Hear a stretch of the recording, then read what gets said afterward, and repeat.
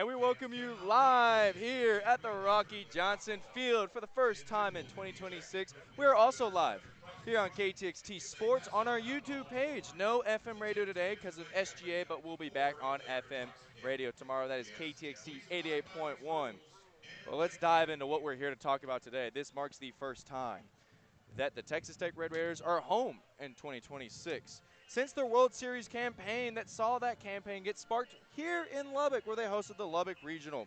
They played host in that opening round, then moved on over to Tallahassee in the Supers, clinched their first ever spot in the Women's College World Series, then stole a win over UCLA, got their first win against Ole Miss, and beat the giant of OU.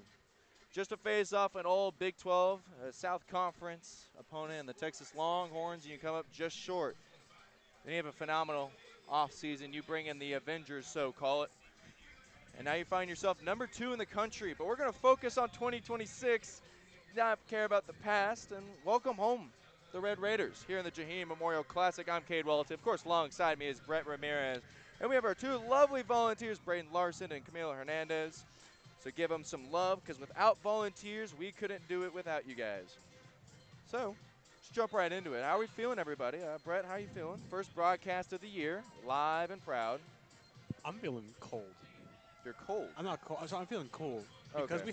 we have covering over us now. It's one of the many things they added to the Rocky Johnson this year. They got an improved sound system. They still got the old foldable chairs and tables we got, but it's fine. A lot of improvement. You can see in the outfield, you got the College World Series logo. You got the pictures of the teams in both the Tallahassee Super Regional and back here in Lubbock when they beat Arizona State at the end of the regular season. How are y'all doing? I'm feeling really good. I'm excited to be here for the home opener for the Lady Raider softball team. I mean, this is the softball team. This is the softball team to watch in all of softball. So, just really happy, really excited to be here with you guys, watching this game. I think the conditions are great. That's something I want to point out. It's great weather out here. We have this new awning, and the stadium's filling up pretty nicely. And if the environment is anything like football or basketball, it's going to be a really tough place to play this year. Yeah, and tough place it will be. We'll kind of preview that home schedule here in the later parts. But we're going to talk about the game that matters today, and that is, of course, Texas Tech softball hosting Abilene Christian Wildcats. Abilene comes in today 1-13 overall, an abysmal start to the year. 0-2 on the road, 0-7 in neutral sites. That lone win, of course, happening at home, 1-4 overall record. Joan Coons has that squad not really rolling, as they not really done much this year. They come in, of course, 4-11 all time against Texas Tech, with their last one being 7-2 all the way back in Abilene. But Brett, I kind of want to send it over to you. Let you guys shine. What can we expect from the Abilene Christian pitching staff, and how are they going to slow down the red-hot Red Raiders offensively? Well, you're going to have to see something from Abilene Christian you haven't seen at all this year. You have 4 games with a 10-plus ERA, one with 9.8, almost 5. Only played 7 full innings 5 times. 4-game streak, giving up 9-plus hits, and it's happened out of the last 11 of 16 games. This pitching staff has been challenged to the highest degree, and they haven't really had anything to show for it, Braden. Nothing really much to show for it. Yeah, nothing much to show for it. I mean, you look at their opponent's batting average, it's 363. They've allowed 20 home runs. If we're being honest, I don't see them stopping the Red Raiders offense today. Not many can. Not many can at all. For me, it's not really more of a pitching battle. It's more of an offensive battle, Cade. Because you look at this, Argijo's gonna have to be big for the Wildcats. Just the speedy leadoff hitter they have. She's 8 for 10 on stolen bases so far this year. The Cats had 21 stolen bases all last year. That was good for 268th in the country. She said herself, "I have the green light whenever I'm out there on the bases." So we'll see if she has it today against the Red Raiders. Elizabeth Schaefer had a near cycle in their only win this year over New Mexico State in the series. They lost 1-2. She had a double, a triple, and a home run in a lone win. When she's on, she's on. When she's not, she's batting .214. Yeah, and Camilo, we just discussed how ACU can try to stop Texas Tech softball offense. Let's flip it on its head. How can Texas Tech's pitching staff stop ACU from putting runs across the plate? Yeah, I mean, what ACU does have with Siana is speed. So offensively and defensively, they just have to put pressure on them. Um, I think Texas Tech softball is a well-rounded team. As long as they focus on their strengths, which is, I mean, Coach Glasgow has said it multiple times. It's having such a talented group of girls. It's hard to know who they want out there because they're all so good. So as long as they focus on their strengths and they know exactly, like where to attack offensively and defensively, they'll do just fine against the Wildcats. Yeah, and for you fans who are just now tuning in for the very first time this year, first of all, shame on you. Second of all, you're going to look at this pitching staff and be like, well, Nija Candy's number 3 in ERA. That is very true, but that ERA, of course, being a 1.41, that's third on the team. First on the team is Samantha Lincoln, a sub-1 at .64, but she was only pitched in 22 innings compared to the other two pitchers at 30+. But, Brett, I'm going to give it to you. Spotlight moment on Caitlin Terry, who we will not see tonight. At least she's not she's not starting. Yeah. We could see her come in relief, but not the starter. But let's highlight how she started off to a red-hot year.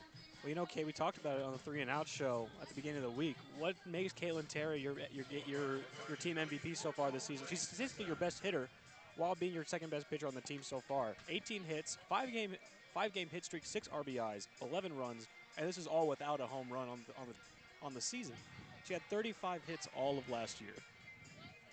And then she comes to Lubbock after seeing what you talked about when in the World Series when Texas Tech stole a run from UCLA at the plate. She wanted to play for a coach that takes risks, that has the willpower and belief in his team to do things on offense. That's why she came here, and that's what you're seeing so far to start this year. Camille, what do you think? Yeah, I agree. Caitlin Terry, I mean, it's very rare to find in, any sport, but really in softball, someone who can play both sides. And she's a complete player. She impacts every phase of the game. In the previous game, like you were talking about, 5 innings, 6 strikeouts, and only 2 base runners. And one of them was erased. And then she tossed her first no-hitter of her career last game against UC Riverside. I mean, that's like the kind of player that's intimidating on both sides. Yeah, and that's one of the main reasons, other than seeing Glasgow steal home, that she wanted to transfer to Texas Tech. She saw Nija come here and go, I want to hit. Nija hit and had her best hitting year so far. A little slow to start this year, but that's okay. Braden, so far, Caitlin Terry's your second best batter, but who else on this staff for Texas Tech can really bring home runners? I like Mia Williams. Mia Williams is a girl that, she has big improvements from last year. Last year she was 5th in SEC home runs. And you know what else she can do? She can steal bases. Mia Williams can steal bases, and I think that's very valuable, especially getting runners in scoring positions. And you got those bigger bats like Maya Davis, bringing these runners in. So being in scoring position, being able to steal bases, and, her bat is amazing. So Mia Williams is someone to look out for this year. It's interesting you mentioned Mia Williams. Going into this season, you've got players like Taylor Panel, like Quiroga, Mia Williams, who are known for their power hitting. And, to start the season against really good opponents, Texas A&M, Florida State, and Nebraska, you don't have a lot of points on the board in those games. You win 3-2 against Florida State and A&M. You lose to Nebraska 2-3. They're learning how to be more patient when they're at the plate. You don't have to go for the home run hit every single time, and they're slowly learning that that's how you play Big 12 softball. And that's how you're going to succeed when you get deeper and deeper into the season. You don't have to rely on solo hits. You don't have to rely on home run hits all the time. You work together as a team and get runs across the plate by hitting into the outfield, getting ground outs, all these sort of things. Yeah, and just to kind of preview, we're going to have, after this game, we'll be live again tomorrow. Same place, same time, but also on FM radio. That'll be Brett and Joel calling that game. That's Friday, 5 p.m. against UNT, and then Texas Tech will then play at 11:30 Saturday morning against Texas A&M Corpus Christi. Joel and Cade will be on that call. Then coming up at 4:30 the same day, that's Saturday, Detroit Mercy with Cade and Brett on the call. So Raider Power is starting to break out. Then Sunday we're going to resume with that final doubleheader of the year. That being 11:30 a.m. against Detroit Mercy. Brett and Joel on the call, and they're rounding it up. Corpus Christi. What? Corpus Christi. Corpus Christi? No. Oh, sorry, yes, Corpus Christi. I misread it. Sorry. And then at 1:30, UNT, Joel, and Cade. That's 1:30. And guess what? Special guest. We'll be staying after that to call your student home run derby that they're going to do that Sunday evening. If you're a student in the area, come out on that game. You get free food, free shirts. Did y'all And sign then- up for it? And then you get a chance to win $1,000 if you hit the most home runs. It should be pretty fun. But going back to ACU and that one win, that was a lone win against New Mexico. That was 7-6 to win. They were a run away from not winning that and being winless. Texas Tech this year, of course, is 6th in team ERA, but we're not going to really talk about that because Tennessee's dominating on all fronts. We are 7 minutes until first pitch. We're going to rise for our nation's colors and honor America with the singing of the national anthem, and then we'll get right back here with coverage here at the Rocky Johnson.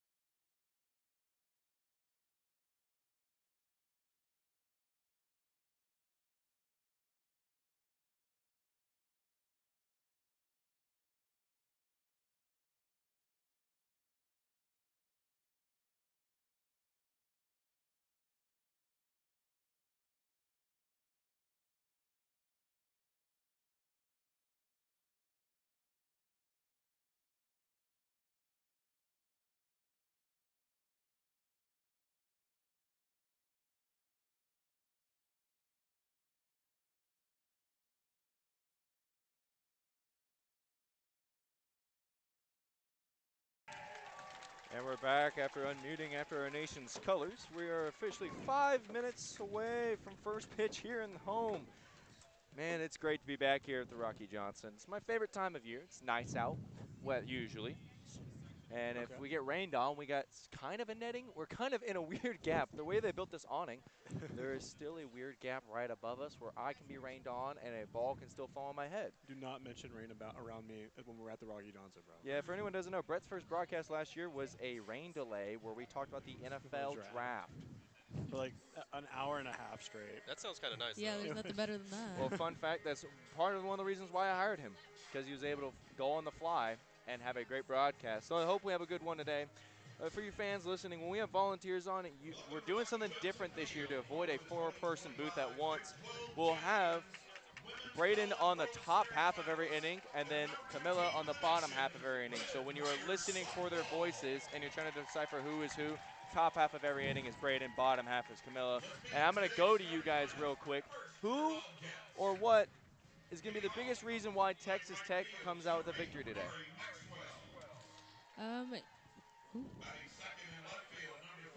Texas Tech coming out with a victory today, I would say, would be just playing effectively on both sides of the ball. You know, I don't want to count the Wildcats out, too early, but I mean, you got these powerhouses. Niger starting out the game, I mean, things would have to go incredibly wrong in order for things to not go the Lady Raiders' way. But I won't count out the Wildcats quite yet. I mean, let's be honest. It's Niger Kennedy. She's pitching. She's home opener. She's third in ERA on this team, but she's just been dominant last year, this year, and I don't expect that to change. I don't think they're going to be able to catch up to her, and I think that's going to lead the Red Raiders to a victory today. Now, Brett, I'm going to give you the hardest challenge. How can ACU upset the Red Raiders? I mean, you're going to have to depend on in my opinion, it's going to come down to two things. You're going to need your veterans, or you're going to need your freshman tandem to come through. Argijo leads off, while the other big freshmen stand out. Jaden Dawson can be a big bat. She's second on this team in runs, tied for first in hits at 12, and is the clear leader in RBIs with 11. Speed and power, as you know, Kate, can be a really dangerous combo when it comes to softball. You get Argijo on base. You get Dawson to finish the job. You can see runs scored in a flash. If not that, you got Elizabeth Shaver, who I talked about, had a near cycle and their only win. That's what they needed to do to win because they were down 2-1 early in that game against New Mexico. So it's going to come down to timely batting and potential stolen bases when it comes down to this one for ACU. Yeah, my highlight for ACU is Emerson Meggers coming in at 375 and 32 at-bats on the year so far. 1 home run, but 6 extra base hits is the most important part of that category. helping the team slug away, or the only kind of person slugging away on this team at a 688 other than Jaden Dawson. So they're going to have the starting lineup. Sorry for the mic peak there. We're under speaker still. We cannot apologize for that, but they did put in a new sound system. As your starting lineup is going to be Maya Davis out in center, Haley Toney batting second at shortstop, third Mia Williams at second base, rounding out there at fourth in the batting order is Taylor Panel. Then starting at catching tonight, Leggy Corioga, sorry. And then Desiree Spearman out in left. Designated hitter or designated player in this series is Jasmine Burns, and then Lauren Allred at first, and Caitlin Terry out in right field. Nigeria Candy, of course, in the circle, not the bump. I'm gonna borrow that so I can write my field lineup. Sorry. Apologize. As we get going, they are doing the starting lineup. It's a good crowd, and Brett, give us a uniform matchup. We got Tech wearing the block Texas Tech all whites. And in the dugout right now, you can't really see it, but Abilene Christian wearing the charcoal grays. As Nigel Kennedy gets a standing ovation here in Lubbock. Is the speaker, is his mic peaking or is it peaking in my ears? I can't figure it out. It's hard to tell. Does anyone else have a guess?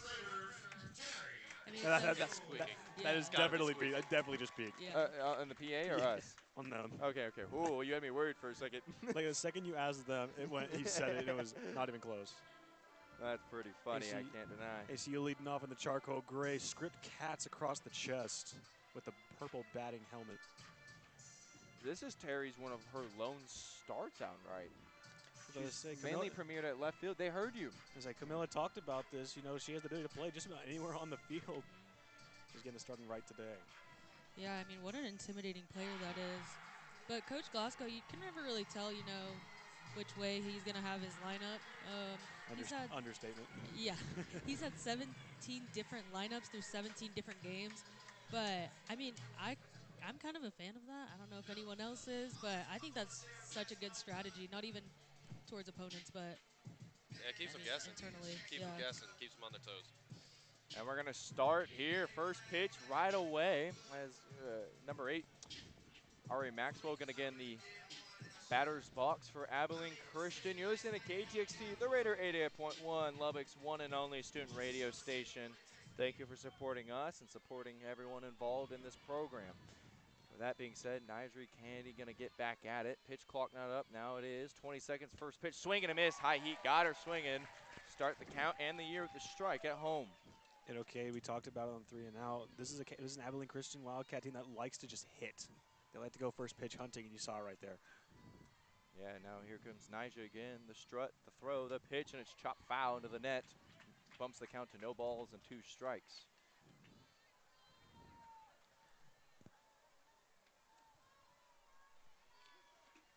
Wiping the feet off is Maxwell. The outfielder here for Abilene Christian. Here comes the 0-2 pitch. Off speed, does not fall in. Fans don't like the call, but it is what it is. 1 ball and 2 strikes. That's the type of pitch she's been working on all season to start this one. That's why she has that ERA that looks a little off. She's been working on that off-speed pitch. It hasn't really found it into the zone just yet so far this season. You could see it all the way up here, just the change of pace in that in that changeup. It really keeps those hitters off balance. Yeah, you just missed ball number 2 there, so the count evens 2 balls and 2 strikes here.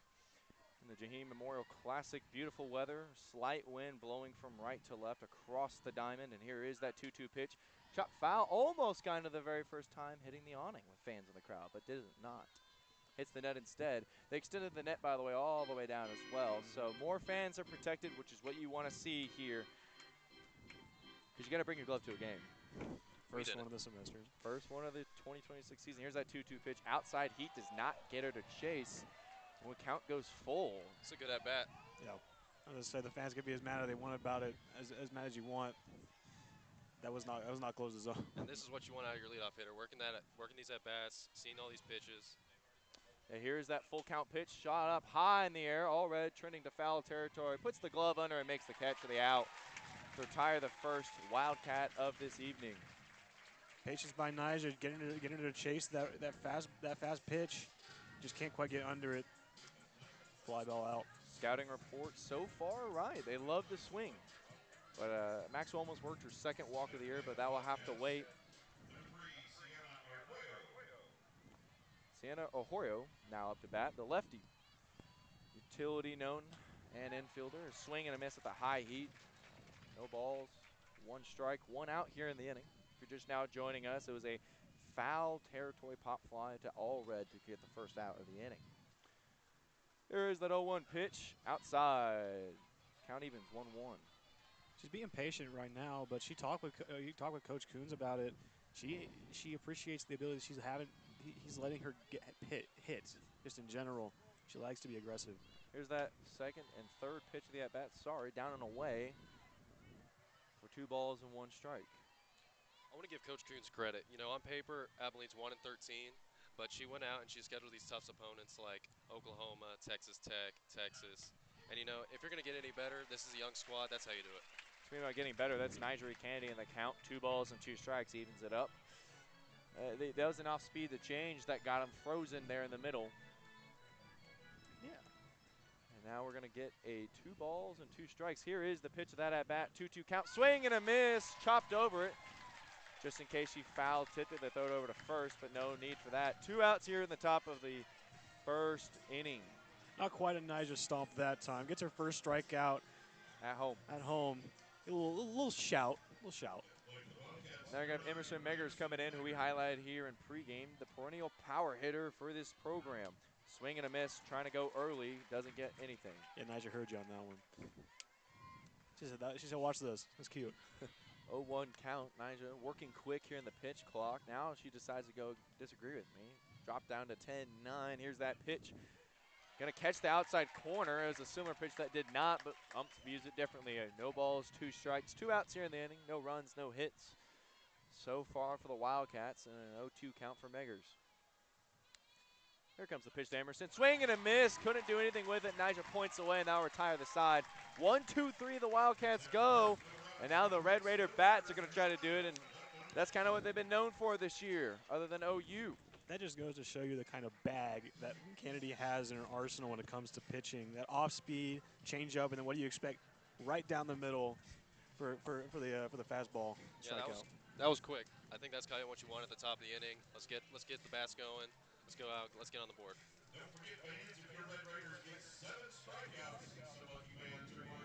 Yeah, and now you're going to see the all-perennial powerhouse hitting lineup. Last year, the complaint for this Red Raider squad was, you guys don't hit enough home runs. So this year they decided to, take that to heart, go get all the best hitters in the World Series or not. And so far, they have 26 home runs on the year. Last year, this is after going all the way to the last game you can physically play in women's college softball. They had 60 home runs last year. They're almost a full halfway to the mark they had last year. OU has 56 home runs already this year. Just keeping people involved in what the kind of top of the softball world is doing, because your Red Raiders are there at number 2 in the country. They did hold number 1 in all polls until a 3-2 loss, and now number 6, now number 5 Nebraska. They've been jumping up. Nebraska really good there. But you have ranked wins over A&M, FSU, FAU. They're ranked in one of the 3 polls that really matter. And then a 1-0 loss to the world champs in Japan. Brett, kind of talk about that game, because fans are going to see them like, that didn't count against our record, so why'd we play it? Well, it's because Japan chooses one team from the NCAA to do an exhibition with every year. And they saw the power that Texas Tech got in the portal. They saw what they did last year, and they're like, we want to play them. And that game could not have been any closer than it was. I mean, the only thing that kills you is Caitlin Terry gave up a home run at the bottom of the 5th. And that's what ultimately sunk the Red Raiders. But you're going steady with the Olympic gold medal Team Japan in softball. That's not an easy task. No, yeah, I agree. I mean, when thinking about why we played that game, I mean, what a game to, make a statement. What a game to, prove something, win or loss. It's like, look, these are our competitors. This is who we can go against. This is who we can play. Davis, the lefty in the box. We have Alyssa Snipes, the one pitching, and the first pitch is up high.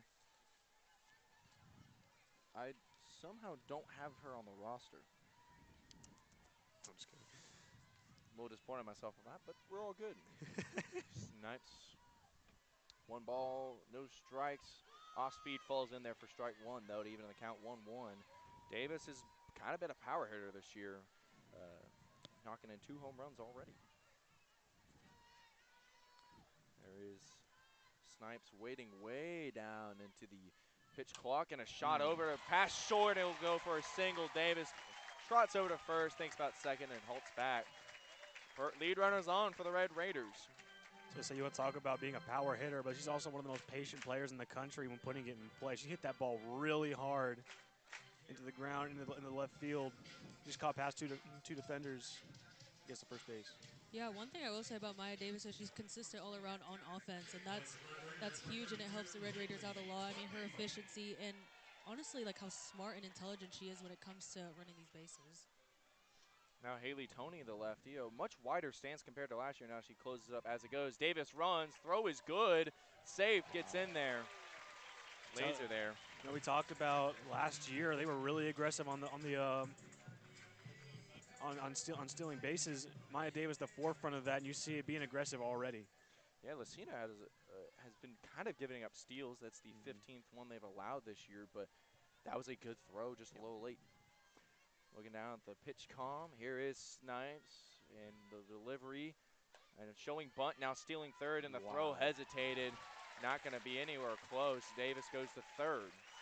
So you have a runner in sacrifice position with no balls, 2 strikes.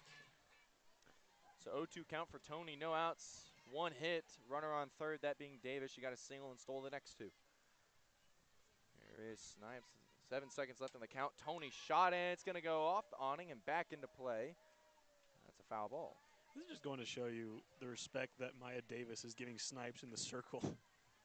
She's like, you know what? No, you're not gonna get to the plate fast enough. I'm gonna get to my spot. You're not gonna stop me. I have to put a show on in front of my home fans. Here is Toney, that 0-2 pitch, shot up high in the air. Look out windows. Way foul. Count stays the same. No balls, 2 strikes. Fans starting to pile up there in the outfield. Talk about Haley Toney. She became probably one of your top 2 hitters down the stretch of last season. The true freshman had the potential game winner against Oklahoma. Here's that pitch and a shot. It's gone. There is no way that's coming back. Home run past the foul pole. Haley Toney sends that one. 2-run blast. It was a laser. First home run of the home stand for the Red Raiders. They get up on Abilene 2-0. That was quick. Yeah, man. I mean, like I said, both sides of the ball, they're very quick and efficient. I mean, it was quick, but it was expected. I mean, I'm not surprised. She slapped that one. I mean, you said it yourself, Kay. There was no chance of that one coming back. As Donovan Atwell, LaJuan Watts, and Christian Anderson are here to support the Red Raiders softball program, and Latrell Hoover. Do you think Donovan will give me my photo now? Yeah, go ahead. Yeah, go. Why don't you ask him? No, I'm good. I'm doing my job. Maybe ask him to guest star a little bit. That'd be really funny between innings if they want to get up on a mic. LaJuan or anyone listening, if you want to get on the mic, you can. But yeah, they're listening right now. They're listening to this broadcast. yeah, they had an AirPod in, bro. What are you talking about? The Texas Tech up 2-0 now. The mound meeting is over. Now Mia Williams will come up to bat, and it just gets worse for opposing pitchers. Williams being a power hitter, and Brett after this pitch will give you guys the stats and breakdown on Mia Williams. We'll wait after this pitch. Here is the pitch to Mia, and up high, and a little scared it looks Snipes. 1 ball, no strikes. You're looking at Mia Williams. She's averaging .429, has 21 hits and 49 at-bats. She has 20 runs and 21 RBIs on the year.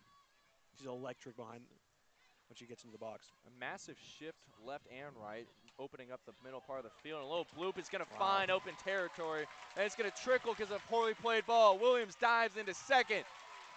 Bloop double, doesn't matter. It counts the same thing on the stat book. Hey, Camille, you're kind of seeing what's been hurting ACU so far in these games. It's the little lapses. You watch the first baseman, she's like, okay, someone's in the backfield's got it. No, they're expecting her to go get this ball and chase it down, and that just leads to extra bases for Mia Williams. Yeah, I mean, look, ACU is a young team, and so is Texas Tech, kind of young. Young in the sense that these are newer players, but, I mean, they got to just get their confidence up, and I know this isn't an intimidating place to play, but I mean, they can't. Those little mistakes like that, that's going to cost them the game by a lot. And now we're going to get time as the pitch clock is winding down. The panel got a little uncomfortable in the batter's box, the right-handed batter. And Brett, what was panel coming today with? Averaging 3.21, 17 hits, 14 runs.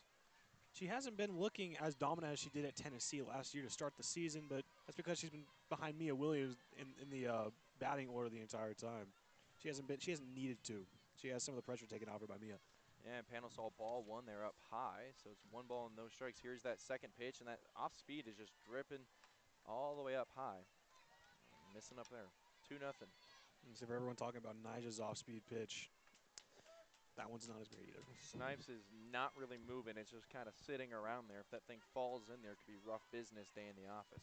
And going to go with the heat still up high, though. So the count, 3 balls, no strikes. First baseman Schaefer going to go tap the glove of Snipes, try to calm her down. Chance going, let's go Red Raiders. As they're up 2-0 over the Wildcats. 2 runs, 3 hits, no outs. And Panel's up with a 3-0 count, and she's going to get ball 4.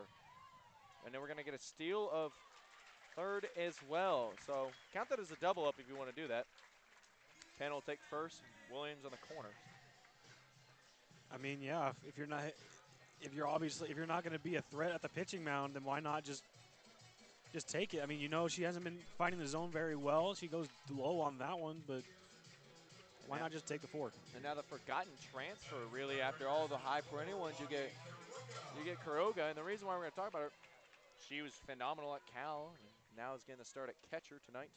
Burns being the designated player. So 2 catchers hitting in the lineup, and a steal of Panel, and she's going to be safe. High throw from Lucina, gave her credit, and she took it away. I mean, that was a high throw. It was in time, and all the things just too high. Had to track it down, couldn't quite get there to second base. Kuroga has a 1 ball, no strike count. Runners both in scoring position on second and third. Third Williams, second Panel. Here's the pitch to Kuroga, and it's into the shot of the net. Right side foul. Laser off it. Protective netting doing its job. This is the problem when you've been throwing so many balls. When you do finally get it in the zone, you're not sure yourself where exactly it's going to be, and you get a shot like that off. Just couldn't quite get under his Kuroga. Yeah, and then we're going to have, again, 2 balls, no strikes. We haven't seen a strike in 6 pitches. This will be a pitch that was a strike, not a foul ball. Let me rephrase that. That's high, 2 balls, 1 strike. She heard you. She said, why not 1 more? I meant throwing a strike because, you know, you get a strike for a foul ball. Oh, okay. Kuroga comes in, you know, that 367 average, and that's just, on this roster, it doesn't look that great, but that's pretty perennial here. 2-1 pitch, going to catch the outside corner for a strike, even it up 2-2. I say the fielders for ACU like that pitch a lot. Yeah, I mean, I was going to kind of jump in earlier. Out of all the transfers we've gotten this year, Kuroga has to be one of my favorites. I mean, right now, you know. There's Oh, a shot there you over go. to short, bobbled, and she got too scared of it. Couldn't hold it. It'll go down as an error, and a run's going to score. Williams is the runner who does that. So Kuroga gets on via error as you talk about she it. validated you. Now you have Desiree Spearman, utility hitter, transferred in from New Mexico State. Brett, what can we see from Spearman? She's averaging 3.75. She has 3 hits on the season. When she finds her spot, she can get out there. She just hasn't had much of the opportunity to do so. Yeah, 3 of those 5 extra bases hits are the homers that you just said. So Spearman will take inside. Oh no, gonna catch the corner. Just crowding the plate a little bit. Yeah, that's a little deception there for me. Either way, it makes the count the same. No balls, 1 strike, no outs. Would you 3 rather hits, 3 runs? Would you rather have error. a Spearman or a sniper? Spearman. Okay. And that pitch outside now, so we're gonna even it up 1-1. Kuroga getting a little antsy there on the first base. Remember they added the safety base this year. So here is Spearman, that utility player, and she will pitch if she needs to. Doesn't have the greatest stat line, but it is 1 indeed, 8.4 that ERA, and that's down in the dirt. Earthworm killer. 2 balls, 1 strike. I like it. Thank you. I like it. Told you we're back in business, baby. New year, new me. just now joining us, Texas Tech has scored 3 runs on 3 hits, 1 error. And Spearman's up to bat. She's going to chop it foul into the glove. Either way, it's still a strike. 2 balls, 2 strikes. For Spearman, the Red Raiders got out of the inning with a Nigeria Candy 1, 2, 3. That being 2 strikeouts as well. Yeah, Camilla, this is kind of what's been, I don't want to say wrong with Desi so far this season. She's just been very sure of herself when she gets to the batter box. She has to calm down a little bit. Yeah, I mean, I agree. I understand. I mean, the environment she's playing in. Look around. Look We're at going to all have the a double talent steal around of her. home. We're going to be out at home. Panel thrown out. But you're going to get the stolen base of Crioga at second. Well played by ACU there to get the first out of the inning and to save a run.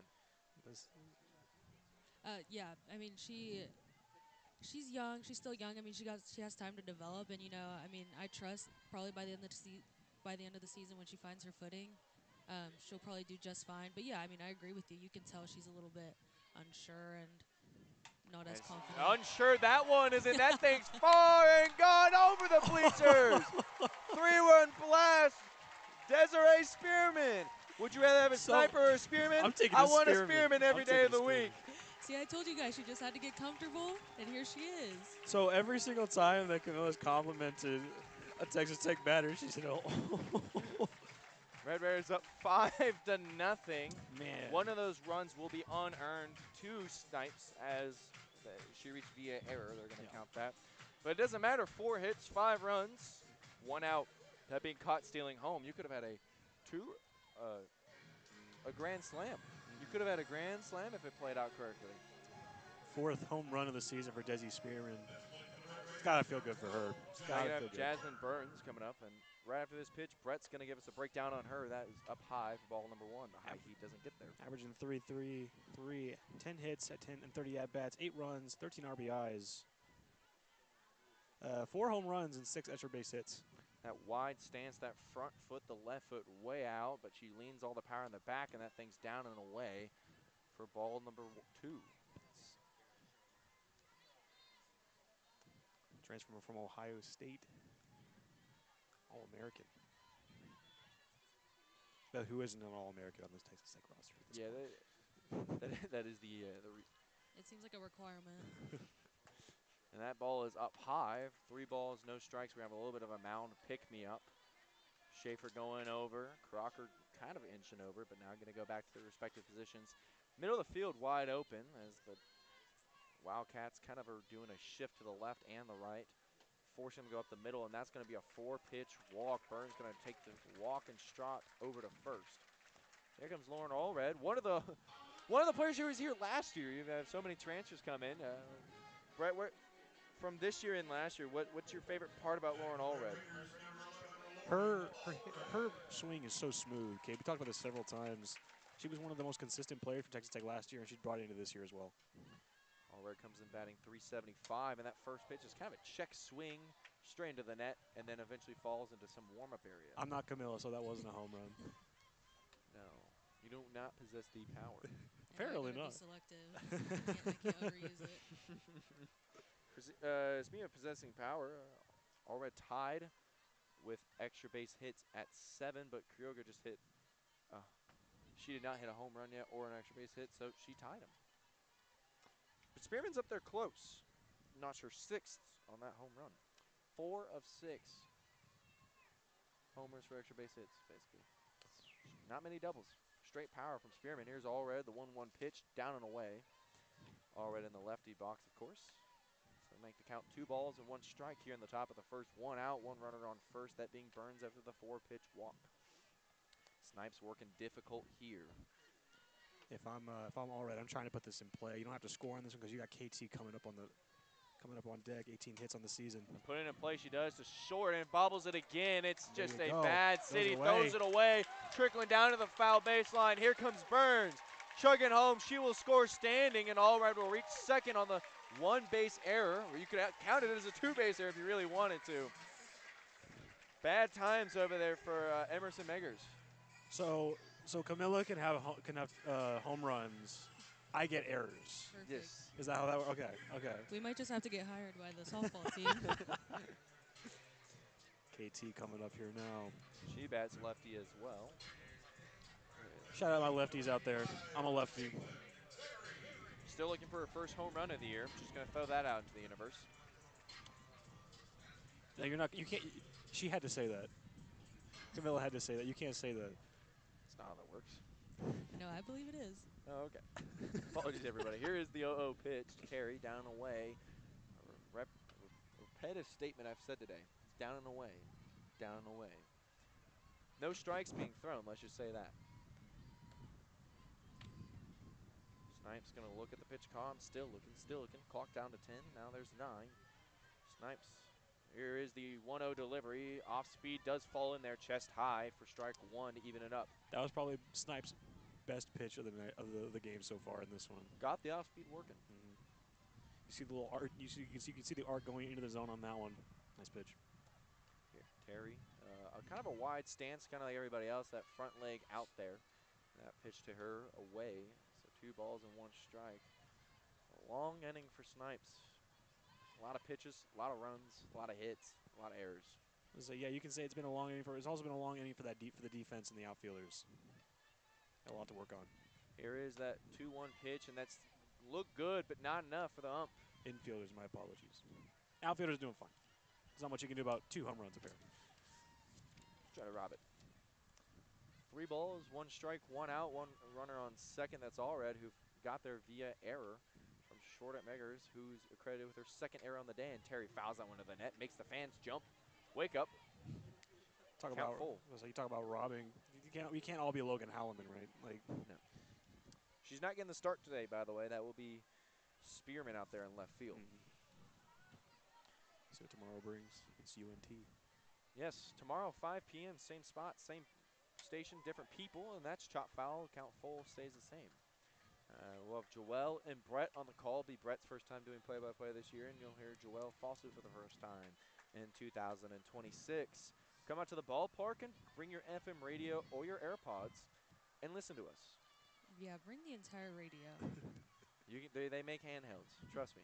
I've seen it, and that is a full count walk. And they're still very popular today. And now we're going to go back to the top of the order, Maya Davis. So, yeah, that's right. Your 9-hole hitter bats 486. Back up to the top of the order, who bats 453. Yeah, we talked about it, Camilla. Kayla Terry doesn't have a home run yet, and that's kind of why. She's the most patient player you have on this team. She doesn't really crack under pressure. She just kind of gets the ball wherever she wants it, and she has a really good eye as well. Yeah, I mean, I agree. She's probably one of the best players Texas Tech has right now, and that patience really shows a lot of leadership. And, I mean, it shows a lot of skill. She's not playing too eager. She's not playing too cautious. And, I mean, that's probably why everyone says she's one of the best players for Texas Tech. That first pitch to Davis, by the way, was outside for ball 1. 2 runners on for Davis. First time she's seen that today. That being because she's the leadoff hitter. Maya Davis. It shows bunt. It's going to fall right in front of the plate. You ain't going to throw that out. Bases loaded, infield hit. Bunt for Maya Davis. Bases loaded for Haley Toney, who, remind me what she did last time? What should we call him? A home run. You got to be quiet. You can't, like, jinx it, you know? I'm just a play-by-play person. There's no such thing as jinxes. You believe in a jinx, you believe in witchcraft. We call Kate the prophet. Witchcraft. Okay, see, that's the problem. If we're going to call me the prophet, that, you know, people are going to think it's a bad undertone to that. Hopefully it's not. Count 1 ball. No strikes, that first pitch there being a ball. Bases loaded for Toney. 1 out, 6 runs on 5 hits, 2 errors. ACU committing 2 of those. Meggers, both of them. They're short. Here's that 1-0 pitch and shot past the second baseman. That's going to bring home Allred. Chugging home is Terry. Dinging for third is Davis, and they threw it to second. Now going to home is Davis. He scores! So a long-winded bases clearing double in the weirdest way, because it was a single hit, but the undisciplined throwing brings them home. How often do you see a 3 RBI double in college softball? I've seen it today. Oh, that's true. I mean, that's why I had to say it quietly. Look what happened. Kate, I believe you owe someone an apology. I apologize to Camilla. The song that's playing right now is Sorry by Justin Bieber, too. Perfect timing. This is the 3rd time in 1 inning that they've been up to the pitcher's circle talking to Snipes. Well, if you go away from Snipes, your possible people are Ella Beeman, Lindsay Oliver, Michaela Val, or Leah Meyer. And gonna be honest, folks, those ERAs are not looking nice either. Not at all. We're gonna have a catcher replacement and a pitching replacement. I think that's the So right. the whole battery died, and they decided to put in a new one. I know. In all seriousness, I do think that is the right call. Did you like that call? Yeah, that was good. Thanks. Andrew liked it too, apparently. Yeah, we have some KTXT alum and volunteer help right in front of us. Michael Kirkus and Andrew Waters in attendance. You know, the catching, the throwing from home plate has been subpar to say the least in this first inning. Braden, do you have any stats over there on Lindsay Oliver out? Because you haven't spoken in a while. I'm going to let No, you do a it's been a long spotlight Feel bad, dude. That's all right. Lindsay Oliver. for ACU. So she's the junior. She's a junior pitcher. She has an 8.4 ERA. Of course, she's played some tough opponents, and she usually comes in during relief. She's a veteran arm, though. She's there for pitching depth. You know, it seems like they can use as many pitchers as they can get. I hope she just throws strikes. You know, they're putting the ball in play. I mean, that's all you can really do as a pitcher, throw strikes. If they put the ball in play and your team's making errors, you can't really do much about that. Yeah, the fabled trust your defense has not really been trustworthy because the only time you've had two playable balls, you've thrown them nowhere near first base, let alone being able to pick them up. It's so mental too, and you're out there, you're in the sun. It's gonna keep going downhill. So I hope she's able to throw some strikes to get out of this inning. And you look at who's up next on the order. You got Mia Williams coming up next too. This team's they're all right. They're all right. Heard they're number 2 in the country at 16-1.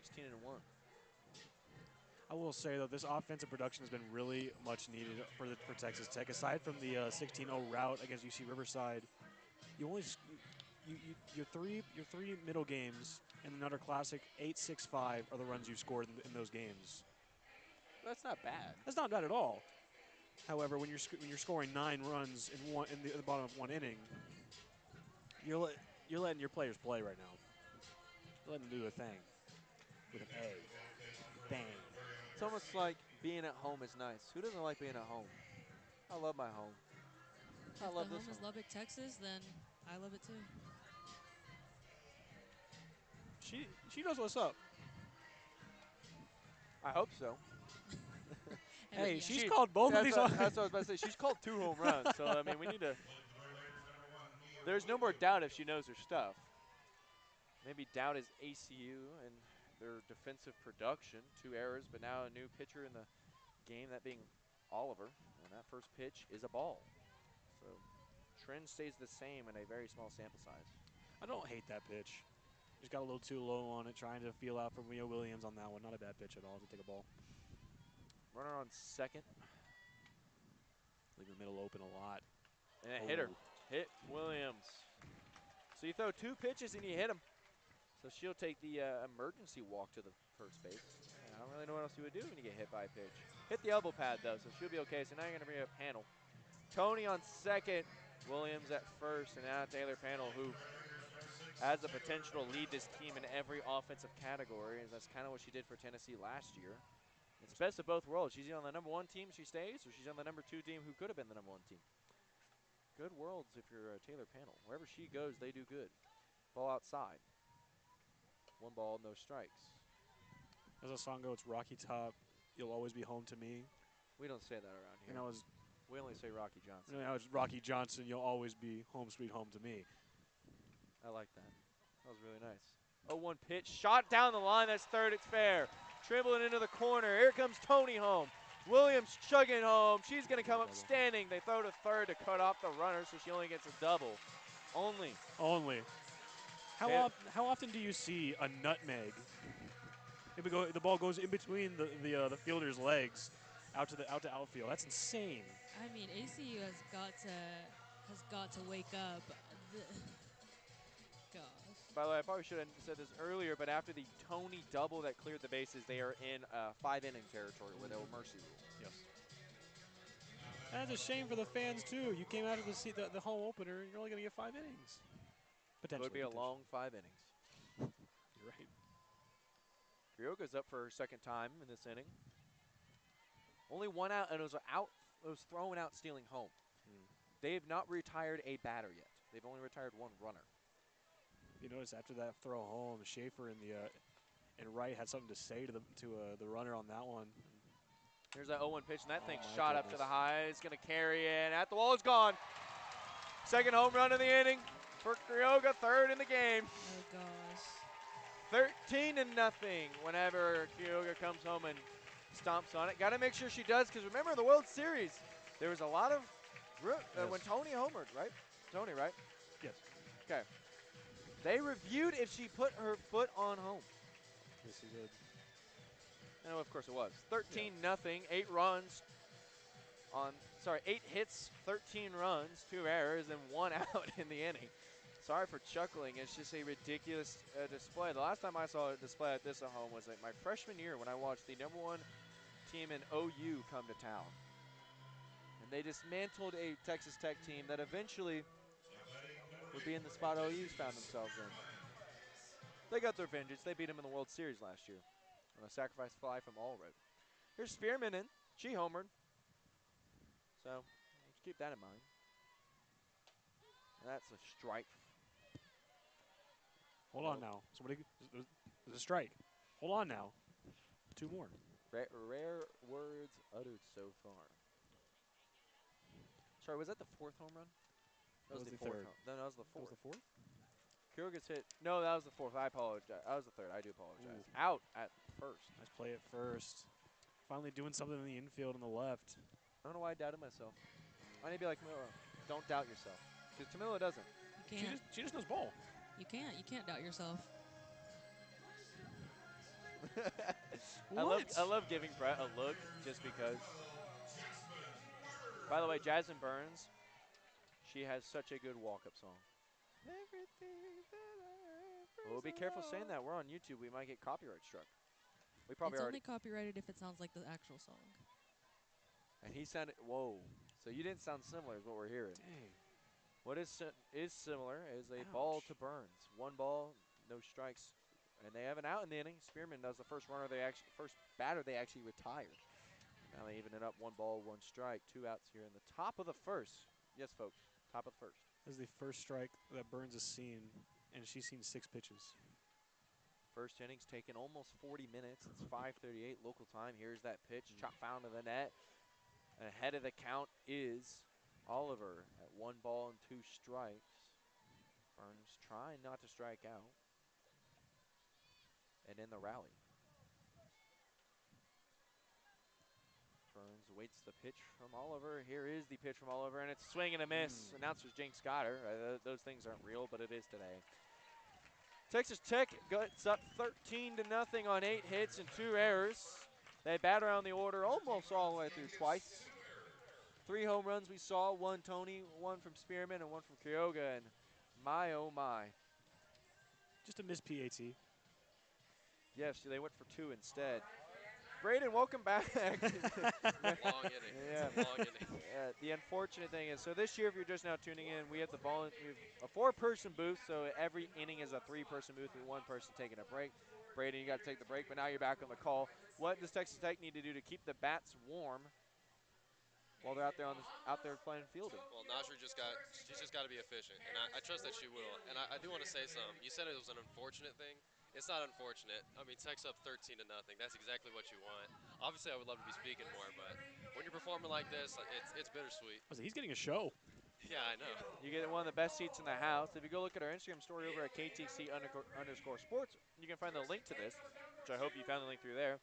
If not, you can see our view. We like to show off where we sit every week.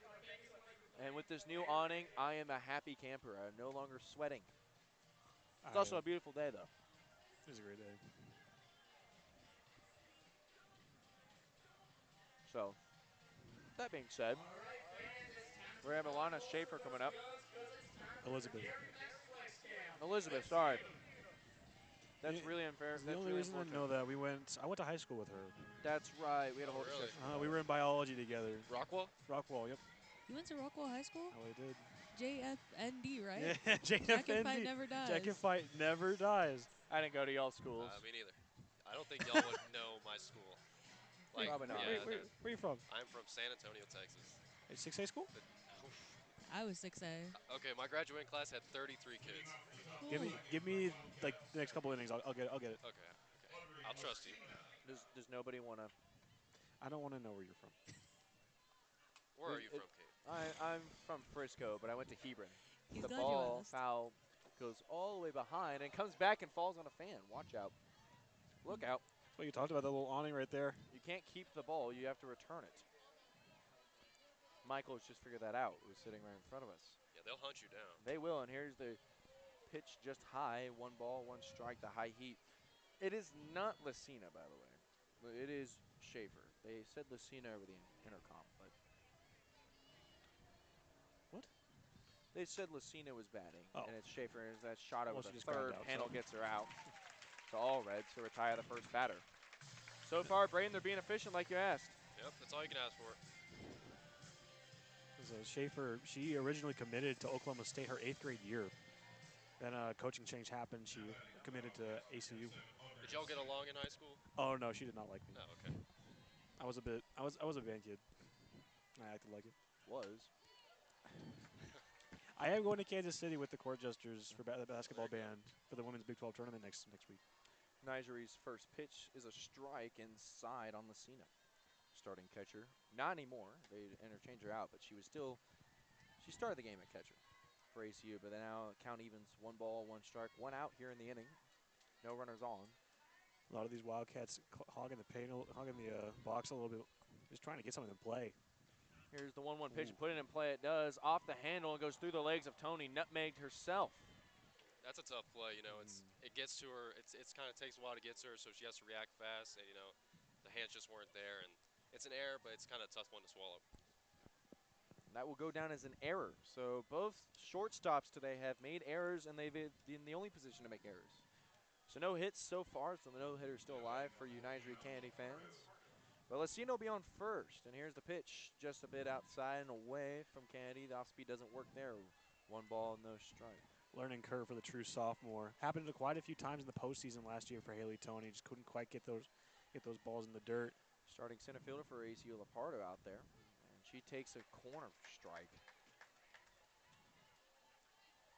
Make count even 1-1.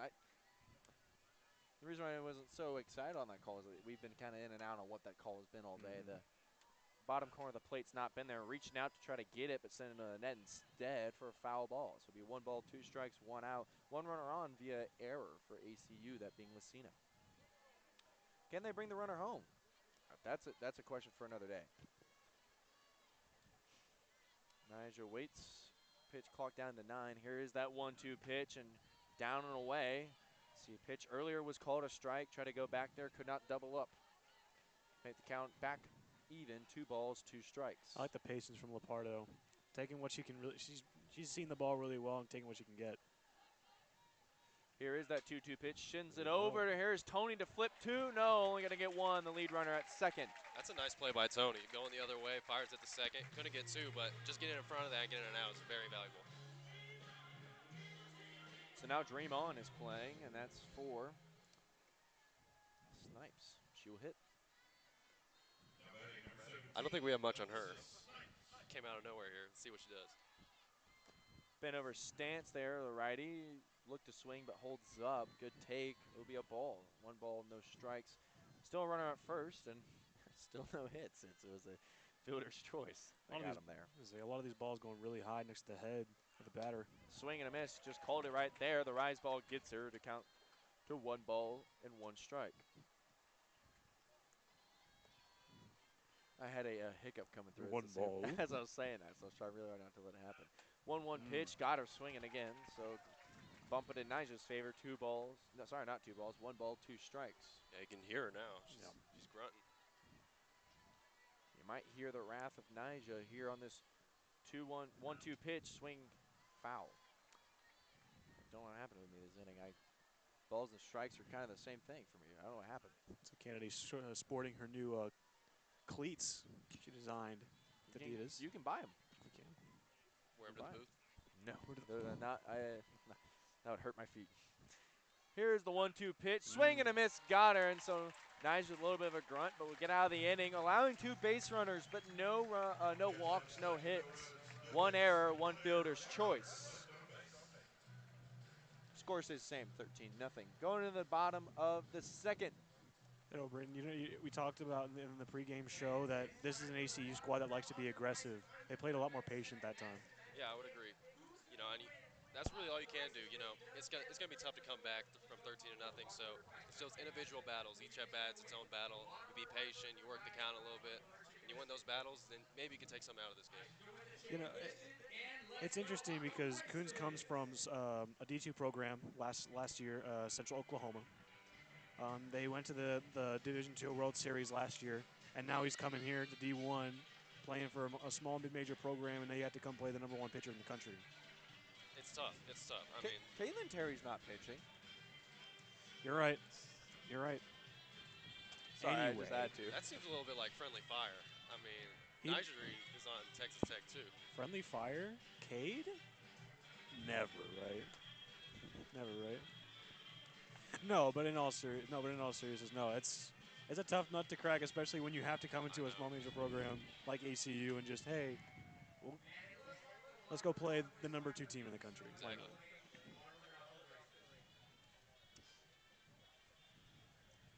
It's very similar to what happened when they played. It's very similar when you're about to get an opponent like Detroit Mercy, who you swamped last year. You swamped ACU last year. What do you tell your team when you're about to play a level of opponent like this? For Tech, Yeah, for ACU or a small major program coming to a. I think you just go out there and you give your all. Like, you know, odds are you're probably not going to win, but you schedule these opponents so that you're more prepared for conference play. You know, that's really what matters for these teams. You want to perform a conference play, and you want to make a tournament. You want to go far in that. So I think these are those games that prepare you for that type of environment, that type of game. Absolutely. Oliver still stays in the circle here with Lauren Allred, the lefty, up to bat. Second time we've seen her today, and the first pitch, wow, outside. Wow. Welcome back, Camilla. I missed you guys. It's been too long. Miss you too. Here is the 1-0 pitch. Same spot, same delivery, same result. Ball number 2. 2 balls, no strikes. On Allred, ahead in the count. She gets one more. You get in the pseudo hitters count. I don't really believe in that, but some do. And you're going to get in it. So 3 balls, no strikes on Allred. See if we're going to check on her pitcher a little bit. The senior from Rockwall.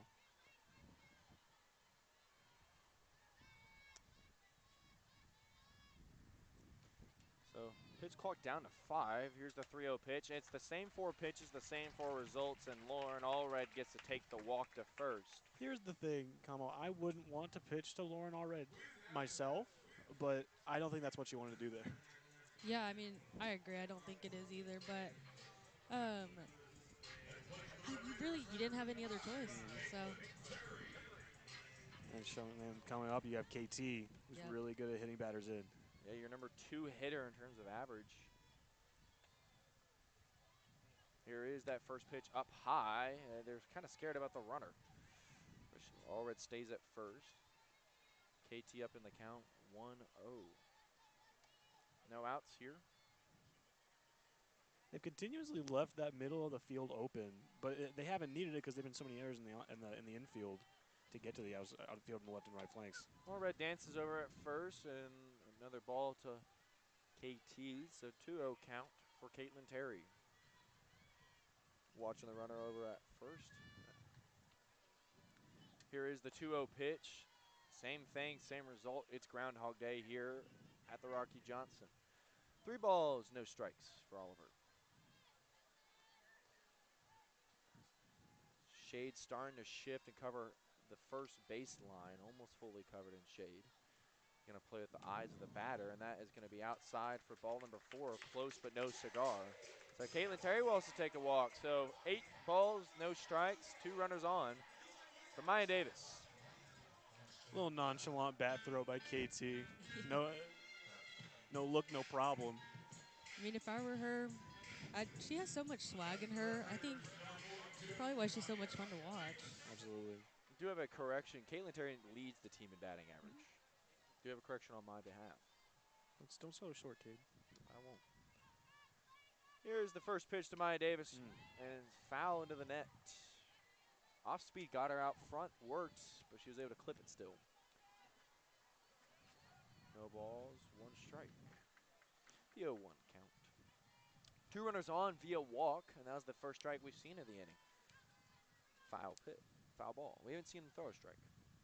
And that's shot foul into the awning, onto the concourse. Let it under the tent. Look out below. You can't bring your glove to the game on that one. Unless you want to jump on top of a tent. Okay, you always Bring bring your your gloves gloves to the game. They said that on ESPN broadcast, and I may have done a backflip out of excitement. I don't know if you saw, but he's running in the parking lot right now through cars, trying to find the ball. Yeah, here you can't keep the ball. You must give it back. If you give it back, you get like a free thing from the concession stand. Yes.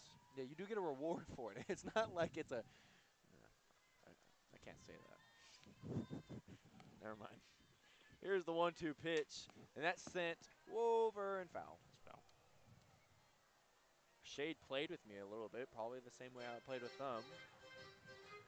So the count would stay the same at 1 ball, 2 strikes, but Davis making hard contact, just can't send it fair. And the ball finally gets back to Oliver. Gets a little high five from Schaefer, and Schaefer puts her hand in the air, giving the little signs out what to do. Oh, for the sign of a strike.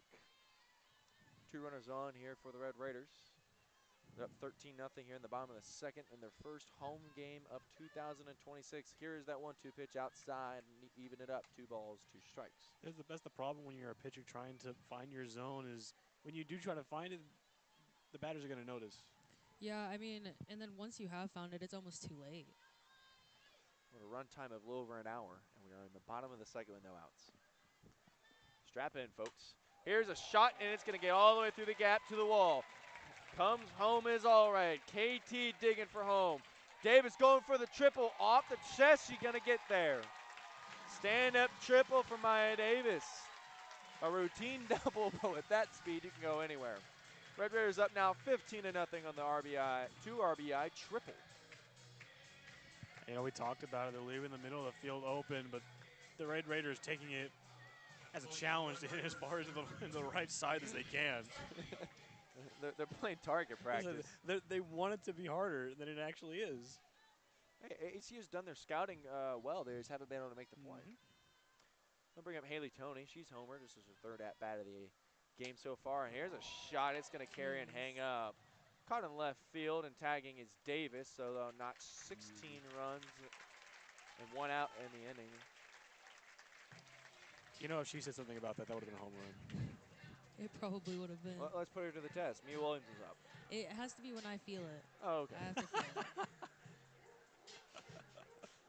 So you're not like, you're kind of a superhero, because superheroes can do their powers anytime. You just have to choose when the powers the don't. Spidey sense, right? Okay, yeah, that makes sense. Here's the 0-0 pitch to Williams, high and outside, and Oliver taps her chest and says, "My bad, my bad." And that it is. 16 runs, 9 hits, 1 error for your Red Raiders. They've scored so many runs. Both of the scoring things on the scoring monitor out there is that pitch is high into the net. Just say 3. Just a bit outside. They just say 3. They do just say 3. Larry Bird. 3 plus 3 does not equal 16, folks. Stay in school. Speaking of school, you're listening to the student-run organization of KTXT, the Raider 88.1. Keep it locked to the left and on YouTube as well. And that ball just a bit low for ball number 3. 3-0 count. If you want more content, 3 and Out will be uploaded tonight.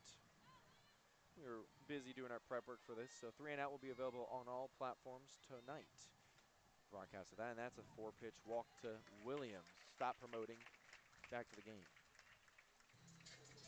I'm going to give a shout out to the crowd here today. They really packed this place, even in the outfield. I got to say, crowd turnout's going to be better too, because you don't have to be hot. You can come here and enjoy, if you're 21, a beer, and if you're not, a nice Coke. Here's Taylor Pandle, though, with 1 out, 1 runner on first, that being Williams via the walk. First pitch is a strike, and a fall in there, chest high. Again, that's probably one of her top 3 pitches of the day. Is that it's that change that falls into the zone. So she has another pitch again. It can't be top 3. Here's a pitch just a bit outside and low to even up the count. 1 ball, 1 strike. I meant because there's been 3 of those. So if she does that again, it would enter the top 4. I'm giving you a hard time. Sorry, Brett. Taylor Panel still. 1-1 pitch, and it's Oh. off the glove, and Williams will have the Easy path to second. just walking. She hesitated for a second. She was like, "Is that going to be no?" It's Hitting off the glove may have been worse, too, because it didn't bounce back. It kind of just hung up where they're at. And that little kid has a Spider-Man doll, so we knew Spider-Man was in the building. Here's the 2-1 pitch to Panel, and there's a shot down the line, fair. Down the third base line, Williams going to have an easy run to home, and Taylor Panel going to have another double. Double him up, Taylor, why don't you? 17-0. Red Raiders here in the bottom of the second. We have 10 hits. They count for those 17 runs. Camille, if you notice, right before that pitch, you see Taylor Panel look back at Coach Glasgow, and Coach Glasgow put his hands together to say, "Pack it on." Yeah. Man, this ACU team, I mean, they're a young team, 15 new players, 7 transfers, and 8 freshmen. I mean, hopefully this builds character. It builds. They don't want to feel like this again. Yeah, I mean, you are playing the. I mean, I'm biased, but the best school for softball. Facts. I'm not biased. You're just speaking. There's a good case for it. They were 3rd in Sun Polls. So that first pitch to Crioga down and away for ball number 1. But that loss to Nebraska does look worse, I guess. But it's your spot. You're going to stay, too, until Tennessee loses because, unfortunately, Let's say, would you rather play your absolute best right now or at the end of the season? I'd rather play at the end of the season. I'm just talking about for you poll watchers Yeah. out there as we have a pitching change, so it'll be a good time to talk about this. Unfortunately, the Big 12 and how it's playing out is not looking as good as it was last year for that. So the people who are voting in these polls, until Tennessee loses, they're going to play harder competition. The SEC is a dogfight this year. That and the Big 10. To kind of go off of what Brett said, I mean, you kind of want to get your losses out of the way now and kind of have the best of your season towards the end when it kind of matters a little more. So, I mean, 1 loss, not that bad. Just saying, for those of you saying, like, oh, they have a cupcake schedule the rest of the way, you still have to go to Tallahassee and play Florida State in a rematch of the Super Regional last year. And they're going to be looking to get that win back, not just from this past year, but from the LU gave them at the Children's Clear Classic. And the LU gave them last year in the Super Regionals. Yeah. Oh, that's what you're saying. I'm sorry. It's okay. No, Now, I'm going to throw it to you, Braden. Do you got anything on Leah Myers? She's going to come in. This is the 3rd pitcher we've seen for ACU, and more pitchers seen than innings played. Yeah, Leah Meyer, she's number 25. She's a junior. She's from Ocala, Florida. This year she's 0-4. Doesn't mean she started all those games. Either she blew it or she did start. She has a 6.8 ERA, but she's racked up 22 strikeouts. So, and judging by watching her warm up, it looks like she's throwing some gas. So let's see if that translates to actual at-bats. Well, she'll pick up the 1-0 count and some gas inside, but not controlled over it. Uncontrolled gas can lead to a fire. I'm saying Myers, one of those players that climbed the ranks, played in the NGCA National Championship. She's been there before, and we'll see what she can do at the highest level of softball. 2-0 pitch, off-speed pitch, does not fall in there. Made the count 3 balls, no strikes. Runner on second being Panel for Kyogo, who homered in her last at-bat. That is probably the clearest off-speed pitch I've ever seen. You could see it. It slowed down. Like, that was crazy, just a bit outside. All right, here comes that 3-0 pitch. Gas inside, almost clips her in the knee, but gets out of the way, and she'll walk. And they play Walk It Like I Talk It for Desiree Spearman. Maybe. Is that her walk-up song, or is that just timing? That was her walk. That was not her walk-up song. Timing. Shout out to Migos, by the way. Brett is currently lip-syncing this song to me. They don't even say her full name. They call her Desi Spearman. Well, Desiree deserves it. What is she? Would you rather have a sniper or a spearman? One of my favorite tags ever now, and I'd rather have a spearman. Well, yeah, would you rather have a Meyer or a Spearman? Have a grocery store or a spearman? Give me the spearman. She'll have a 1-0 count. 1 ball, no strikes, 1 out, 2 runners on. Kyoga and Panel, that being from first to second. Pitch going to get in there for not a strike, too low. You know, Camilo, this is what we talked about. Desi Spearman having some nerves at the plate. This is probably the best chance you'll get to like really put those nerves aside in a game like this. I know you're up 17-0, but at the same time, this is a chance for you to get some reps and really get hot at the plate. Yeah, I agree. I would hate to call this game like a practice game, but given the opponent, you know, you can use this to kind of try out new things, try out new tactics that work for yourself to kind of give you more confidence earlier in the game to kind of set the pace. It's your get right. Now we're going to have a mound visit, or sorry, a circle visit. Another one? Spearman has a 3-0 count right now. We talk about Meyer, second on the team in ERA. However, that ERA, Braden, is 6.69. Yeah, it seems like they're trying to pitch around these batters, Yeah. but you can't do that to everybody. And I know you mentioned earlier, like, you don't want to pitch to these people, but you don't want to pitch to You anyone, have to, really. right? Yeah. So softball is one of the most unforgiving sports. I would agree, yeah. Visit's over. We'll resume the 3-0 count to Spearman. Pitch clock down to 9, and here comes that 3-0 count, and it's going to be down and away, ball 4. So bases loaded, walked the last 2. And so now you're going to have Jasmine Burns come up, and last time she faced a bases loaded opportunity, she sent that thing gone against Fresno State. Such an underrated album. Jasmine Bird. That is who is up to hit. Oh, okay. There Bases is. loaded. We're going to pitch clock down to 4. Here's the first pitch to Burns. Off speed, going to get in there for a strike. Camilla, how are the vibes right now? You have a bases loaded, 1 out. What are you feeling? I know Yeah. what you're trying to do. I mean, I'm feeling good. I'm feeling good. I I'm know not what going you're to say trying to do. anything because I'm not feeling it yet. Yeah, I know what you're trying to do. Here's the 0-1 pitch, and Yeah, that's going to not be how powers work. repeat the same process. Off speed falls in there again for a strike. So I didn't say 0-2. I just want to know how you're feeling. I didn't say anything. I feel great. As long as I'm watching Texas Tech softball, no complaints. Nobody ever asked how the play-by-play's feeling. It's okay. Here's the 0-2 pitch, inside and away. Sorry, not inside and away. That's impossible. Inside and low. You're right, Kate. Braden, how you feeling? I'm good. I want to know, like, what's the most runs we've ever scored in a game for Texas Tech softball? I don't want to put you on the spot. No, we'll have our stat keeper look that up. Brett. While Brett looks that up, we have the 1-2 pitch on its way, sent foul into the net. Look out, camera people. I'll make you jump. Count stays the same, 1 ball, 2 strikes. 1 out, bases loaded for Texas Tech as they're up 17-0 on 10 hits and 2 errors committed by ACU. That would be 23 and a 23-0 win over another small school in Texas, Tarleton State in 2021. So we're approaching that number. Yes. You already beat the amount you beat by Riverside by. I mean, Burns kind of waited, got out of her stance and got back in, and then just go chop it foul. That was a little odd. did a double take there, yeah. Hesitation on the batter's box is kind of interesting. Count stay the same, 1 ball, 2 strikes though. Meyer's been working the pitch clock really low, making it almost uncomfortable to sit in the batter's box. But if anything, it's made her uncomfortable because she's not been able to put away a batter. Walk the 2 she's seen.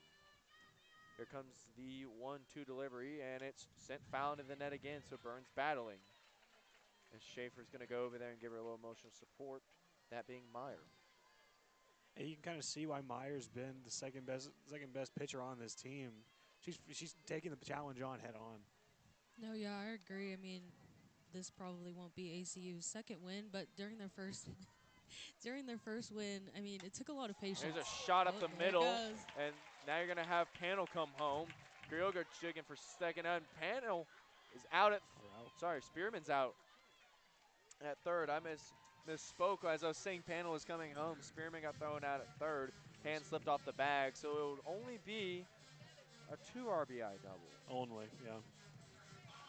Still runner on second being Burns, so a nice stand-up double for her. Throws the equipment that she had over into the box. You can tell how much this team wanted to be home in front of their fans. I don't care who you're playing. I don't care if it's ACU. I don't care if it's small international tech society. I don't care who it is. It's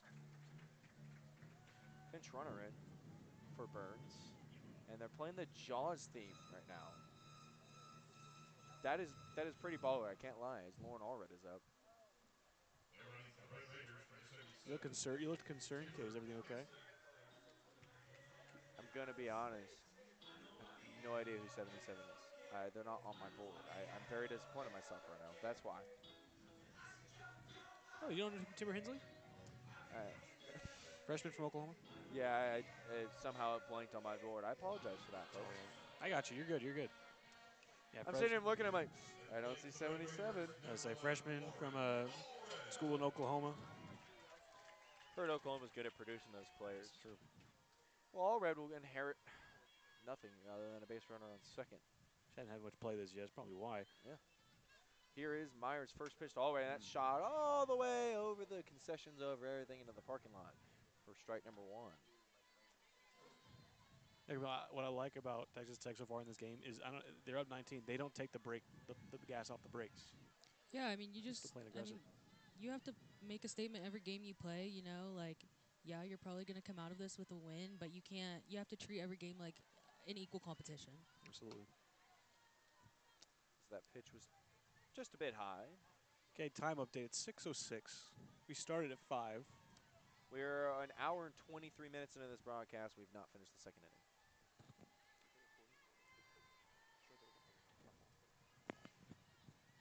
Here is the 1-1 pitch, and Allred just wanted to swing at it. It was a ball, and she took it anyway, but it's going to be strike numero.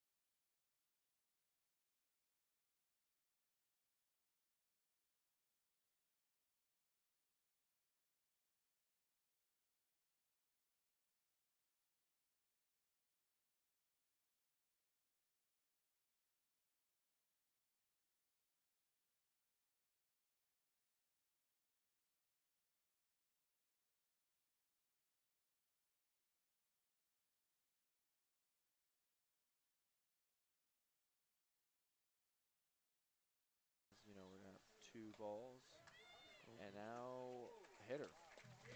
I was a little confused because I barely saw the contact, but it was there. That's a good call by the ump. 2 runners on for Caitlin Terry. And now The cherry on the top would be a KT 3-run blast. she's yet to hit a home run this year. Cherry on top. Maybe this will be the first time we see it. Did you hear that? I did hear that. Did you hear that? Here's the first pitch to KT. It's a shot. Trembling back is the left fielder. That thing is off the wall. Off the Big 12 champion sign. Here comes Allred. She'll score. Caitlin Terry in a third. It's a triple. Oh, we almost saw Babe Ruth in the making. Oh my goodness. It was close. It was close. It was close. Off the big and Big 12 left field. First pitch hunting goes Caitlin Terry. And now Glasgow's looking at her like, I didn't know you had that in you. Okay.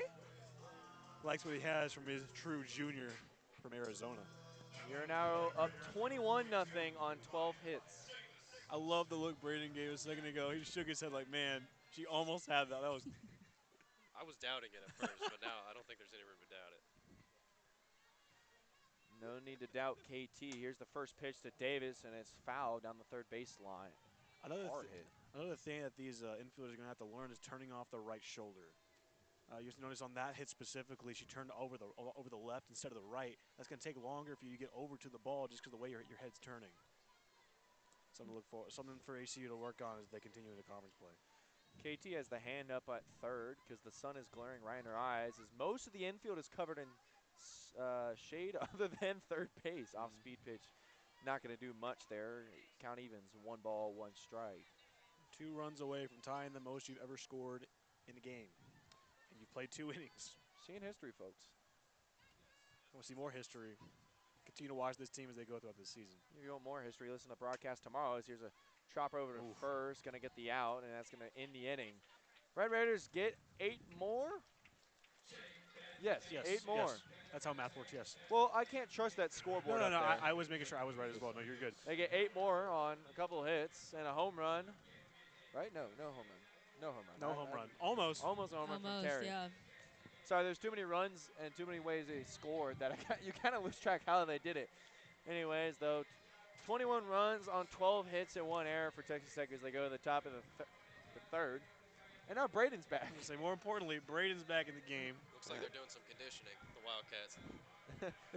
Gotta keep the legs warm. Coach Coons say, hey, we're not doing suicides when we get back to Abilene. You're doing them Yeah, right We're now. doing them right now. Well, it's a quick. I mean, for most people, it's like they'll be here for the whole tournament. But when they go home, they have to take a kind of a long drive. Not Abilene, it's just right down the road, over 2.5 hours. So, Braden, I have a question for you. Of course. Hit So, me. Abilene Christian plays tomorrow against UNT at 11 at I think 12:30. How do you come back from a game like this performance, and you have to play an opponent that's similar to your level as well? You just got to wipe it. You got to wipe this type of game. You know, you're a young team, we've said that, and you're having to travel all the way to UNT, right, to go No, play. they're playing here. Oh, they're playing here? Okay. Yeah, they're playing for the hey, ultimate. Braden News, all the games are home. Can I help you out? That seems like a shot. It was I'm not just meant to be. kidding. Wow. I'm kidding. Yeah, but you know, you got to wake up early. You got to get back to the field early. You just got to wipe it. This is such a mental game, baseball, softball. You just got to take it one day at a time and put this behind you. Would you rather? This is a hypothetical. Would you rather be a pitcher in softball, or say, a center in football? Okay. I have my answer. The league minimum for a center in football is like what? You're Money-wise, playing the economics I'm game. talking about- I would rather be the center for the Seahawks and win a Super Bowl than be a college softball player. I'm talking about pressure. I'm talking about just Okay, like the there's no position. money involved. It's just playing to win. Playing position. What position would you rather be in? A pitcher in softball. Or a center center. in football. And the only reward you get is winning. The only reward you get is winning. Well, I think being Najee McCann would be pretty sweet, or being a pitcher in softball. But accolades, like a Super Bowl, sounds pretty nice. A Pro Bowl. I don't know, Niger's won some accolades that look pretty nice. Woman of the Year, casual. Something light. Yeah. First pitch was a ball outside from Nyjah, and now she fires it back away with a This is strike a to even it up. Fantastic pitch. The catcher comes in to replace Lucina is Valerie Ornelas. It's the third of the game. Second catcher. Second catcher. Okay, my fault. No, you're good. 1-1 pitch to Ornelas, and it's hit all the way up in the air, and guess what? The other catcher on the other team's going to make the out. Ryoga. That'll retire him. And that's going to bring up Alana Hampton. Elena Hampton, sorry. The eye was very tiny on me. She's getting her chance to hit. She's never hit. She has no hits this year. First at bat. Followed Coach Coons from Central Oklahoma. Played really well on the D2 level. See what she got here. Here is the first pitch she's seen all year in a swing and a miss, kind of in between if you want to swing or not. Braden, the first pitch you get all year is from Nyjah Kennedy. What are you telling That's yourself? tough. That's tough. I mean, At least per the if you stat. rack a hit off her, that's a huge confidence boost. Put it on the dashboard. Here's Oh, the 0-1 swinging away at You're the off asking to keep that speed ball. is. You're asking to keep it. Put it on the fridge. Tell your grandchildren, Oh, yeah. I hit off Nyjah Kennedy. If it was me, you would never hear the end of it. It's going to be 0-2 now. 1 out here in the inning. Here's the 0-2 delivery, and almost retired in 3 straight, but just a bit high. Bump it to 1 ball, 2 strikes. You can see kind of the uneasiness. Not sure where the ball's going to be because Nyjah has so much in her bag. She can put it all over. She has 2 types of pitches, the rise and the change. The problem is she can accelerate and decelerate her rise, which makes it confusing, and she goes up in Doesn't. heat with that. As soon as you say that, Strike number 3 gets her swing, and that will retire the second Wildcat of the inning. it's also in the release as well. You can see the screw when she releases it with her hand. You can't really tell if it's going to rise or if it's going to stay in the zone. Here is Maxwell up. Ari Maxwell. Starting right fielder for the Wildcats today, and the off speed way high, kind of looped up there. Make the count 1 ball, no strikes. No runners, 2 outs for the Wildcats. No hits, but they did reach via error and walk. And then fielder's choice. So the perfect game is no longer alive, but the no-hitter is. Off speed, again, just a bit too high, nothing there. Candy takes off the mask, a little bit of frustration there. Bit outside. Yeah. She's lost a little bit of the zone in this rise, and, it's been bugging her all season long.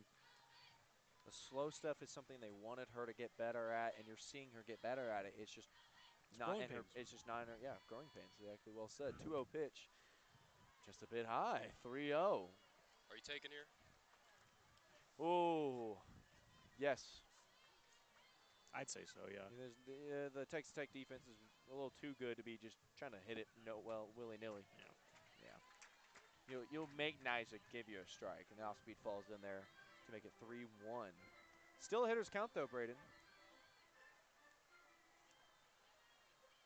Here's that 3-1 pitch. A swing and a miss, foul tip caught. A little indecisive there. Yep. She didn't look like she wanted to swing.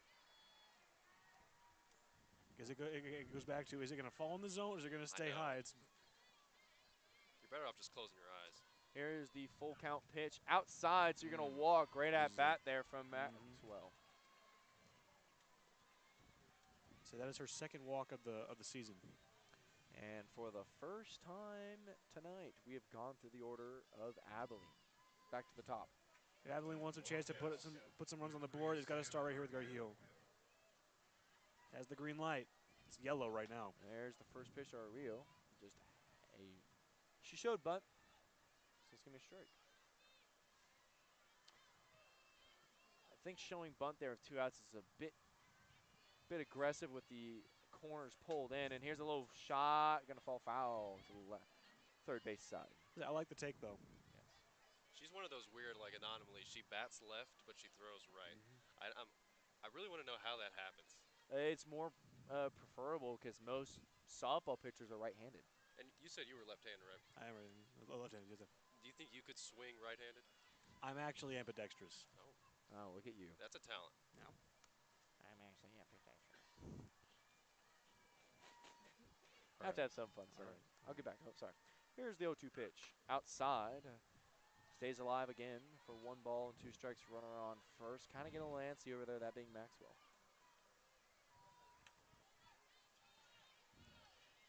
I'm just still struggling to find the zone. I'm just still struggling to find the zone a little bit.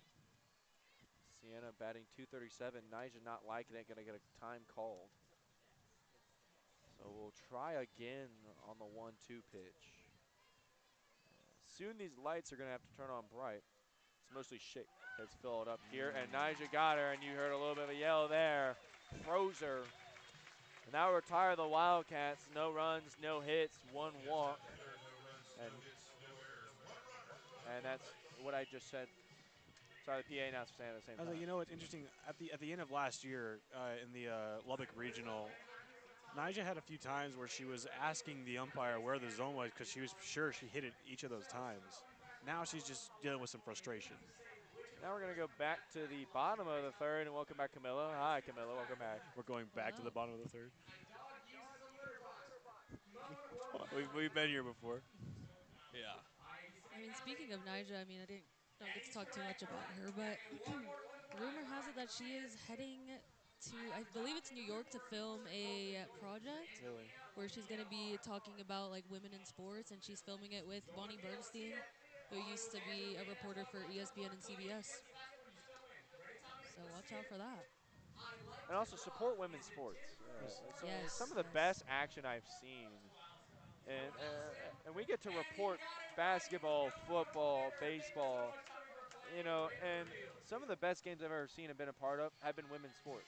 Yeah, I mean, I think that's one of the greatest things about Texas Tech is how much they pour into women's sports. I mean, this year with the women's basketball team, And then last year and this year with the women's softball team, I mean, no And one the else is soccer making team. investment. Yes, like to make an investment like that, that you did with Nija, I mean that shows a lot. It says a lot So about the program. Speaking of women's sports, Laggy Quiroga actually played tackle football for 5 years. Really? That was a fun fact. I was like, tackle football. I believe it. So you want to talk about women's It's sports? a great fun fact. That is sick. No, this whole tournament, you know, the Janine McCaney Classic. This is named after a former volleyball coach at Texas Tech, Janine McCaney. Died of cancer in 1994, and she's being honored with this tournament today. She would, an old athletic director at Texas Tech, so we would not have women's sports, would not progress without Janine McCaney. So, rest in peace to one of the goats of women's sports at Texas Tech. Speaking about one of the goats in women's sports, here's Haley Tony up to bat. I like it. I like it. You guys are all sentimental. I let it sit. Here's the first pitch swinging, gonna go into the pole, into the net, foul. Yeah, those are some nice pieces there, guys. It's like Jerry Glasgow center, like, okay, I like it. Be more aggressive at the plate. He's like, okay, that's fine. We can live with the results. I just want you to be more aggressive. And I'm slowly but surely wishing I brought a light hoodie. You ever thought you'd say that at the Rocky Johnson? Yes. Okay. I've called very cold games before. Here's the first 0-1 pitch. Just a little low. It's going to be 1-1. That's a tough pitch. It's a tough pitch to lie off. The off speed's kind of working now for Myers. She's found that little groove. It's too bad. Don't look at the runs, though. Here is the 1-1 pitch to Tony, and shot up the middle, but going to be gloved over at second and got the out in time. Nice play there from Romero to Schaefer. That's the first legit real out we've seen today. That's that's not trying to discredit ACU. That's just how forceful this offense has been on them today. Don't get that twisted. It's a testament to Texas Tech's game for sure. Here's Mia Williams up. First time she's really batted with nobody on base. Here is the nothing pitch, and that thing's way high, and you saw the other side of her off-speed stuff, that being Meyer. So 1 ball, no strikes, 1 out. Tony out via ground out. A lot of outs, as I said there. Jeez. Meyer sets and delivers the 1-0 pitch. Same thing again, kind of losing control over it. Same spot, same recipe, same result. You could tell it kind of slip out of her hand when she tried to spin it. Just a little bit outside. And now we're going to get down to 10 seconds here on the pitch clock. 9. The sun is beginning to set and the wind's beginning to die down. But the 2-0 pitch is beginning to be on its way, and a swing and a miss foul tip caught. Moving up to 2 balls and 1 strike on Williams. Williams, a transfer from Florida, you know, was the main reason why they were good in the Women's College World Series. And she comes here trying to do something that she hasn't done yet, win a World Series. Same with everybody here at the Red Raiders. That pitch just bit outside. 3 balls and 1 strike. 1 runner out, though. You know what's interesting about Mia Williams? She hasn't shied away from the expectations put on her. She's been very vocal about it, and she's really coming through so far to start the season. Here is that 3-1 pitch, and that's inside and away and low. And you can tell, right there, you can see how sure she is of herself. She has no problem. Williams will take the free bag over to first, and now you're going to have Taylor Panel up, who's hit 2 doubles. Do we see another one? I don't know. Taylor Panel has every time she's come up, had someone on base, though. Oh my God, that was bad. On base. I'm locking back in. I don't see you, Brett. You don't exist. Runner on first is Williams. Here's the first pitch to Panel up high. 1 ball, no strikes. Not making eye contact with Brett for the remainder of the inning. He's like Medusa to me. He just steals my powers. I don't think that's what Camilla does. I mean, hey, I was talking about you. I was talking about you, Brett. Oh. No, our names sound the same, so I get it. Here's a shot from Panel, and it's going to be caught. Thanks. And almost going to throw over. My fault. You just said it at the same time as me. That was just funny. Line out for Panel. So 2 outs. No hits so far in this inning, only 1 walk. And now the lights are starting to come on and shine bright. Here comes the former football player, Laggy Quiroga. There you go. Courtesy of Braden. Thanks for that fun fact. I didn't know that coming into today. Texas Tech Athletics website. Came in clutch there. They're great. Shout out Jay and his company, holding it down there for softball and everything they do. And that first pitch, Kyogo, just a bit low. 1 ball, no strikes. Runner on first. That being Williams. New branding on the wall. They have their Big 12 regular season champion logo out there. They got the tournament champions, the super regional champions, and here's a high fly ball. Going to hang up at the double T, though, and be caught by Lepardo. So almost a 1-2-3 inning for ACU, and Meyer gets out of it. First time they've not gotten a hit in an inning. See, ACU feels for you, Braden. They were like, you know what, we need to get him back on I know. as soon as I possible. appreciate that. I'll have to go meet them after the game. Coach Coons, I appreciate I you. know. She probably knows who I am. She does? She will. Oh, okay. I like that mindset. That was nice. That was nice. And you can chop it up with Brett's old friend. Yeah, Oh, yeah. yeah, my old friend, yeah. One time, we weren't just in biology together, we were in geography together. And we were playing this game for vocabulary. It was like, if you made a basket into the trash can, you had like a little toy basketball. If you didn't make it in the trash can, you get to take points away from the other person's team. And she's very competitive, and so was I. We were on different teams. I was the only one to make it in the trash can. I took every single point away from her team. And she like dead stared me for the last 30 minutes of class. Oh, wow. It You was- think she would recognize you? No. It's the beard. I didn't have the beard back then. That's 2018 now. And she wouldn't recognize me either. Or me, yeah. Yeah. Thanks, Kate. I just want to let you know. You're right. I can't say you're wrong. I don't get to, I don't say that very often, but Wow. Thanks. Victoria Valdez now going to get behind the plate. Was the primary battery mate last year, but she's kind of been sent aside as more of a culture person. She's a great teammate, great leader, but when you bring in 2 more powerful bats, it becomes really hard to find time to play her. This is kind of one of those times to play her. As they're playing a hype video for this Red Raider squad out on the video board. If you haven't yet, come out and see the new and improved Rocky Johnson. It is gorgeous. It looks like a number 2 team in the country plays here. Last year, it did not look like that, respectfully. A lot can change in the year. If you want to read about that, back in the summer, we made a whole series about how a lot can change in the year on our Twitter account. We posted threads about it. It was a great little deep dive into the history and the unforgettable season that we had this past one, but I think they'd like to end it differently this year, just a hunch I have. I'll give ACU this. Even though this game has been not ideal for them, the uniforms. I like the socks with the purple and white stripe that also matches the shoulder sleeve. They have really nice uniforms. That's slick.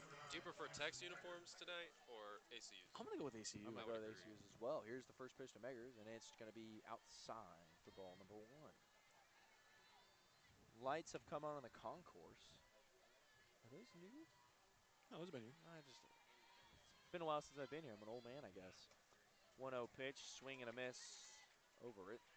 Count evens, 1 ball, 1 strike. Basically the same pitch that you got the ball on the last time. Meggers just wanted to hit it that one. No dice. Here's that 1-1 pitch. No dice Back-to-back. again. Don't take her to the casino. She's not real lucky right now. 1 ball, 2 strikes for Emerson Meggers. The starting shortstop. Not a tall shortstop, that being, too, which is what you want at that position. Some length there and a swing and a miss. The high heat, a grunt as well. A little light show for the strikeout. Now you can see it because it's starting to get a little dark. Sun is starting to set here in West Texas. We're approaching 2 hours on the broadcast. You saw the aggressive there, Braden, by ACU that we talked about. Just you get in your own head. You're like, I need to get back in this game, and it costs you. And it doesn't help when you're behind in the count, too. Here's the first pitch over to Schaefer. Down and away, 1 ball.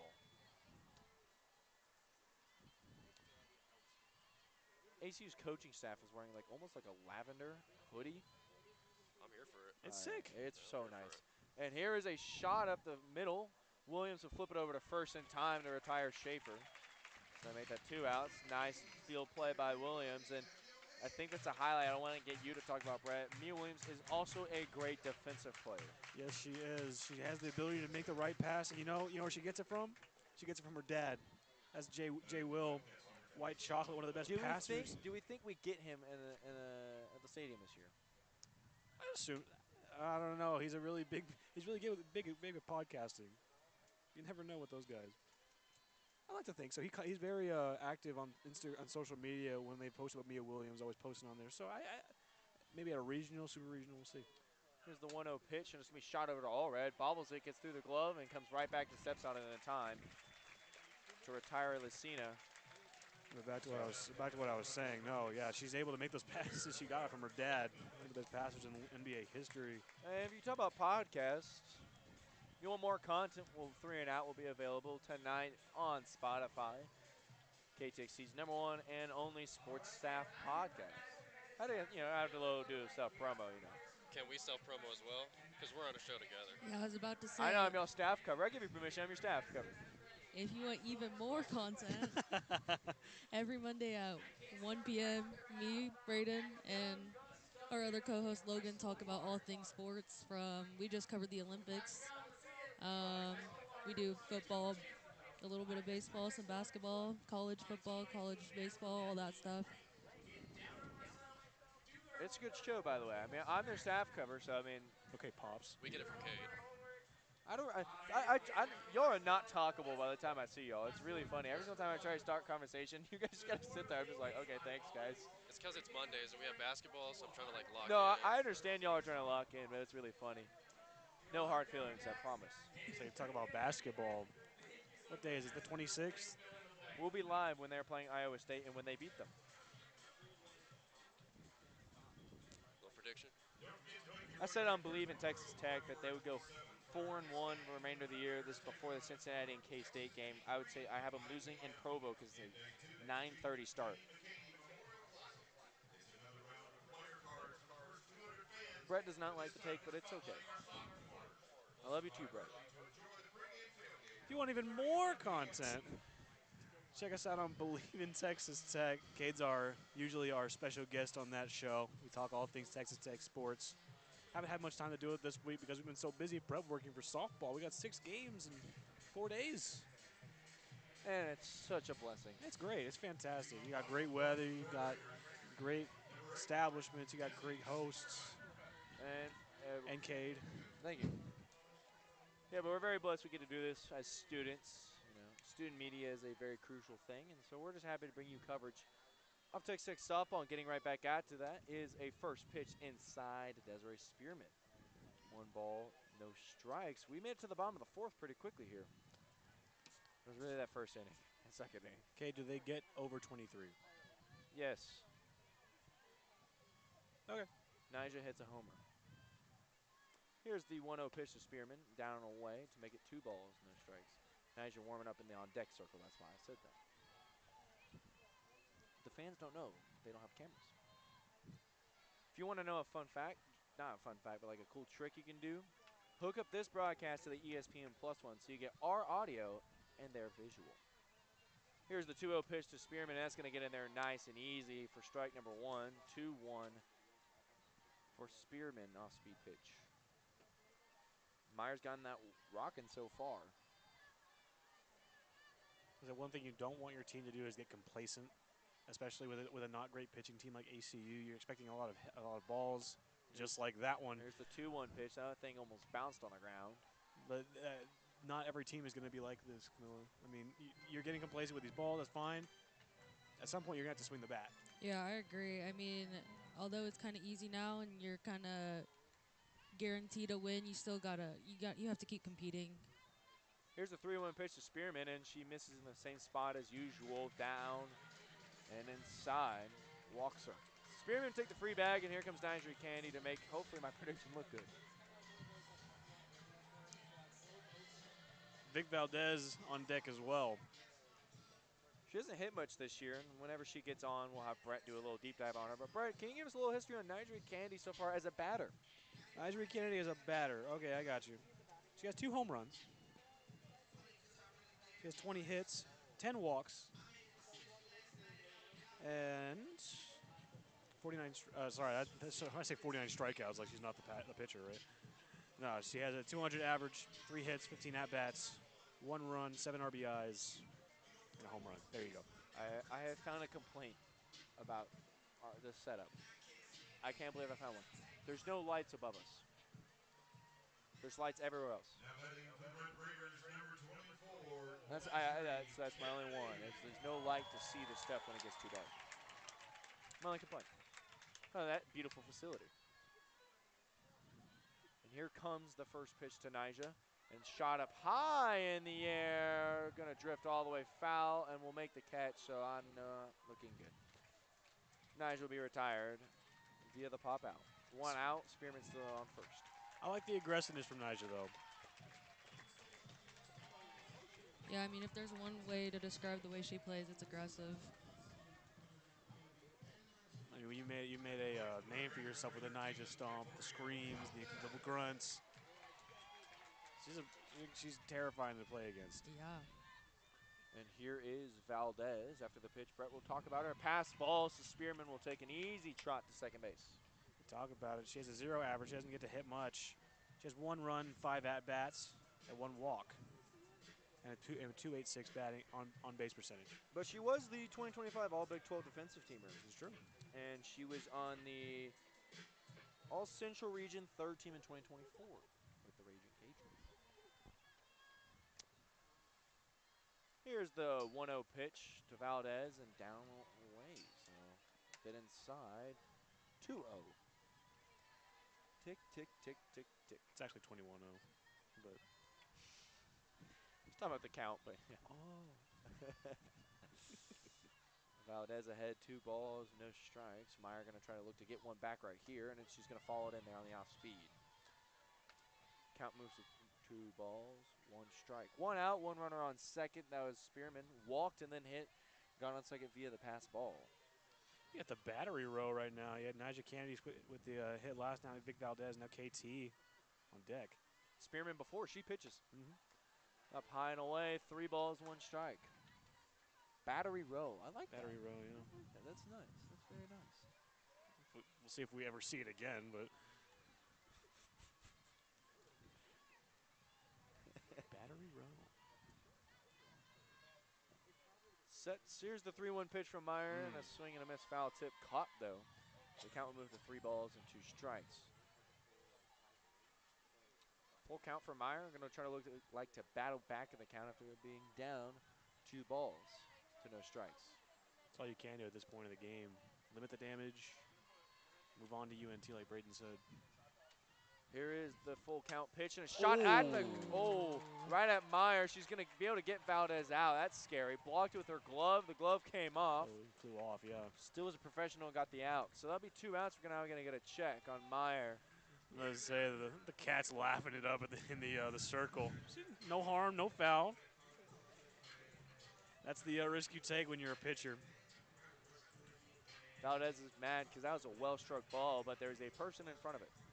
Reminds you of that one play in the MLB that at one point a ball was hit right back at the pitcher and it got stuck in his glove and he threw the glove to first base for the out. I don't remember who that was. Pretty sure most people, if you just look it up on YouTube, you'll probably find it. Yesterday, an Aggie got a ball stuck in her helmet. You know, yeah. Here is KT with a run on third. No sacrifice position because there's 2 outs here in the inning. So KT have to bring him home via hit. Cherry on top. Give it to me. Here's the first pitch to KT.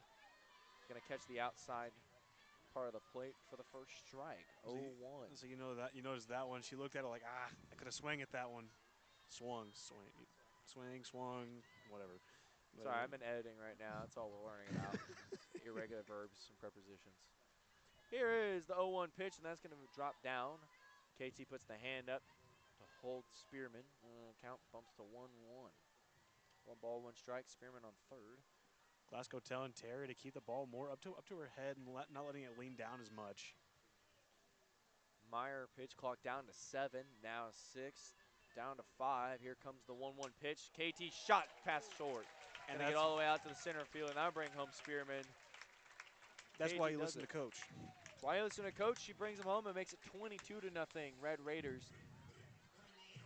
They need 2 more runs with 1 out to play with to pass their record. You got the perfect player to come up here and do that, Maya Davis.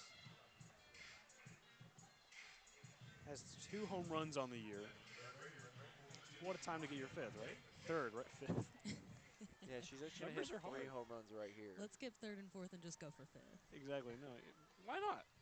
Counting these days, huh? Here's the first pitch to Davis, and it's going to be a little swinging bunt action, and that's not going to be quick enough. And KT's going to be an aggressive and get 3rd.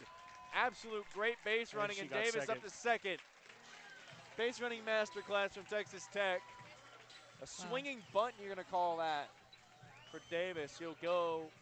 You're going to give that a double. You're going to say a first, and then a fielder's choice to get up to 2nd.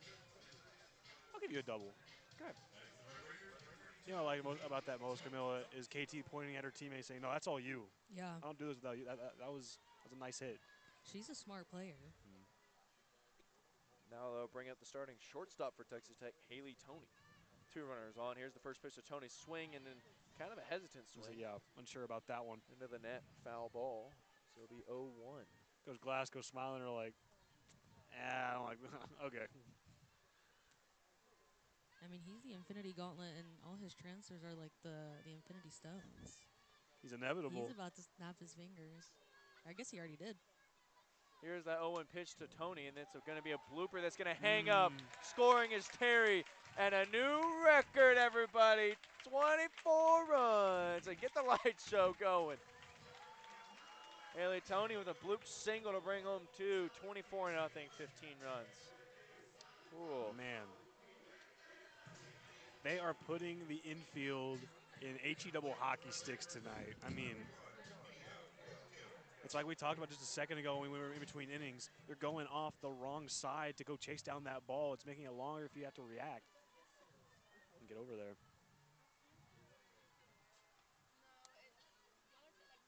Here's the first pitch to Williams. It almost hits the feet of her. Look out for your toes. It'll be ball number 1.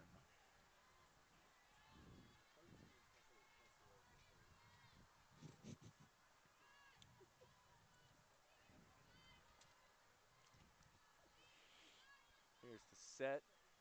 And the 1-0 delivery, and it's going to be popped way high in the air. I don't know if that's going to hang up and play. Oh, into the net. The catcher goes, Ornelas. And it's going to be a foul ball. Tony's going to have to do the long jog back to first. Count evens up 1 ball, 1 strike. You know the athlete jog, like you pick up your feet and like. I call that the basketball run. Yeah. Speaking of basketball, me and Braden play on the same intramural team. And we're pretty damn good. Yeah, we're good. It's okay. Damn is okay. Braden, he was very confident going into that game y'all had this last week. Oh, gosh. Okay, but they played, I'm comparing that to the ASU game where they just played for their lives, and we were highly ranked, didn't really care. We benched all our starters. Yeah. We only have 7 players. Got it. Yeah, we benched all our starters. Here's the 1-1 delivery, and it's going to be ball number 2. Off speed doesn't fall in there. So this team lost by 20. No, we got that. Our we lost. differential is really bad right now. It's like who cares? Yeah, it's who cares? intramural basketball, baby. Junior All-Stars, watch out. Here is the set and the delivery of the 2-1 pitch, and that's going to be dropped. Of course, being a ball, so count moves to 3 balls and 1 strike. Meyer kind of frustrated with herself, going to take a little bit of a walk. Going to grab thing to get her hands a little bit cleaned up there. Now she's going to settle in. Tony's at first. On deck is Panel. If Williams can get on base here, and here comes the 3-1 pitch, falls in for a strike. That's a nice pitch. Mia Williams kicking herself with that one, saying, I couldn't. Could have done some damage, but you didn't swing, so credit to Meyer at least changing it up a bit. Sun is almost set here. Beautiful sunset here in West Texas. It's always beautiful in West Texas. Most of the time, other than the dust storms. Here's a shot, and that's going to be way foul, but if that thing stayed fair, that would have hit Waxahachie. Count stays the same. I did not know they did the Andrews Brothers Roofing promo at softball. I thought it was just baseball. I like how they said that, and it was the farthest I've ever seen a foul ball hit. Williams got a hold of that one. Blasted that one. Here's the full count pitch, and it's shot out to the Dang. outfield. That's going to carry and go on, one hop to the wall. Tony going to go rounding. She's going to try to go home. Here's a throw to home. Got her in time. So 24 runs it will be if they, unless ACU scores 15 runs, 14 runs, 15 runs. Kate, if the Abilene Christian Wildcats score 15 runs right here, Sorry, it's actually 16 runs. so yeah, I was going to say it wasn't like, I will buy you a week's worth of torches. I don't think that's happening. So I'll admit defeat. That's expensive stuff. It was expensive stuff. That's how confident I am that it's not happening. There the Wildcats go running again. I want that shirt that woman has, that That was softball sick. shirt. That is such a nice shirt. Najee just flipped that pitch so fast, it knocked Vic Valdez's glove off. Well, in a regular game, this is kind of when Nyjah would become her best. When you enter that 5th inning, that 5th, 6th, and 7th inning is really where she turns into a different beast, where she gets her Nyjah stomps, her infamous ace potential #1 player in the country stuff. She kind of gets better as the game goes on. I like it like that. So Texas Tech will try to close this one out here in 5 as they lead 24-0 on 16 hits and 1 error. Abilene Christian, no runs, no hits, 2 errors as they head to the top of the 5th to try to maybe get ahead at this point.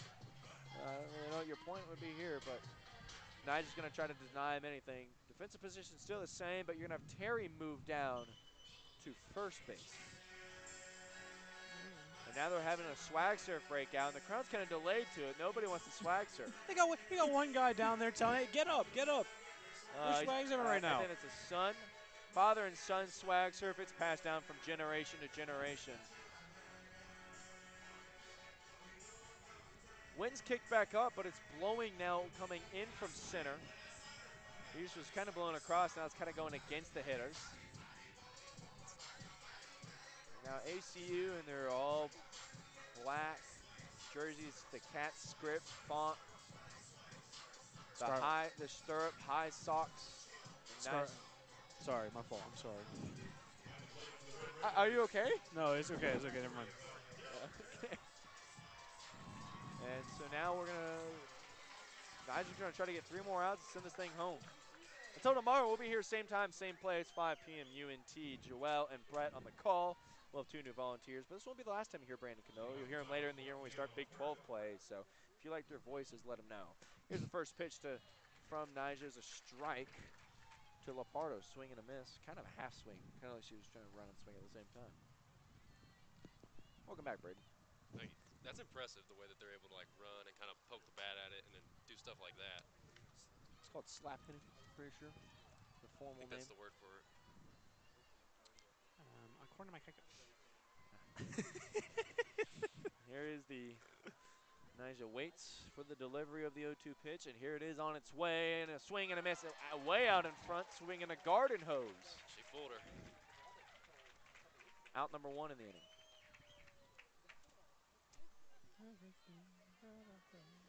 So now we're going to have Snipes come in. Would you rather have a sniper or a spearman? I'd rather have Nyjah Kennedy. Oh, I was going to say that. Dang it. Here is the first pitch, and Nyjah almost hit Snipes. Up high and away in. Way in it was. Almost took the lettering of the Cats off her. So here is the 1-0 pitch. And that's going to get right in there for a strike. The heater got there. It's 1-1. There you go. Now they fix it. 1 ball, 1 strike, 1 out here in the inning. Here in the top of the 5th for the Red Raiders. And a freezer pitch. Got her. Caught you in a picture frame. Smile for the photo next time. That's going to be strike number 2. Nyjah is working quick here in the pitch clock. Here's the 1-2 delivery, and she wanted to swing in the high heat but resisted, so count moves 2-2. That's a good eye for Snipes. Plays itself. Good eye for a snipe. Here is the 2-2 pitch. Swing and a miss. The high heat got her. The grunt maybe had a little extra intimidation. And now you're down to the final out as the strikeout lights go. Yeah, those are nice.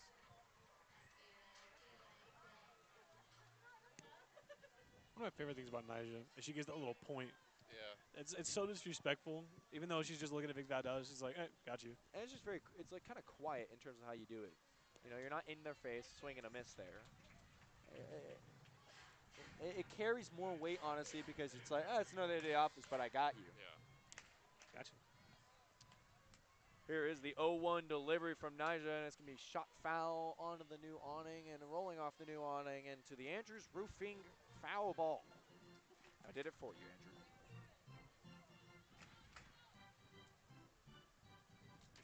If you want to sponsor us, let us know. Here is the 0-2 pitch. Try to freeze her outside corner, but doesn't. Slap the side of her legs and say, I thought that was it. She was ready to do a big old stomp. She'll have to wait maybe one more pitch. She works quick here. Here is the 1-2 delivery. Shot foul again. I thought I was going to hit a light pole. Off the pavement. Off the pavement. Yeah, you think they're going to come back? Those No. torchy tacos sound good, though. No, it does, but it ain't happening, that's for sure. At least for free. Here's a shot up the middle. Going to be the no-hitter lost down to their final strike. That's tragic. Good swing there from Ornelas. It's never over till it's over, Cade. Coming up to the plate is Elena Hampton. Walked in her first at bat to move that on base percentage to 1,000. That's pretty good. One at bat, she's been on base. Well, yeah. Yeah.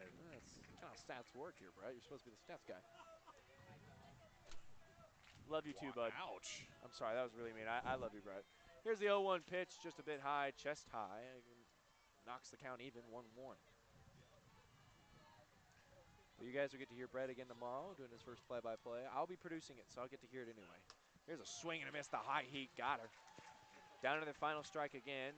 Unfortunately, you lost the no-hitter, but that's not on Nyjah's mind. It's going home early.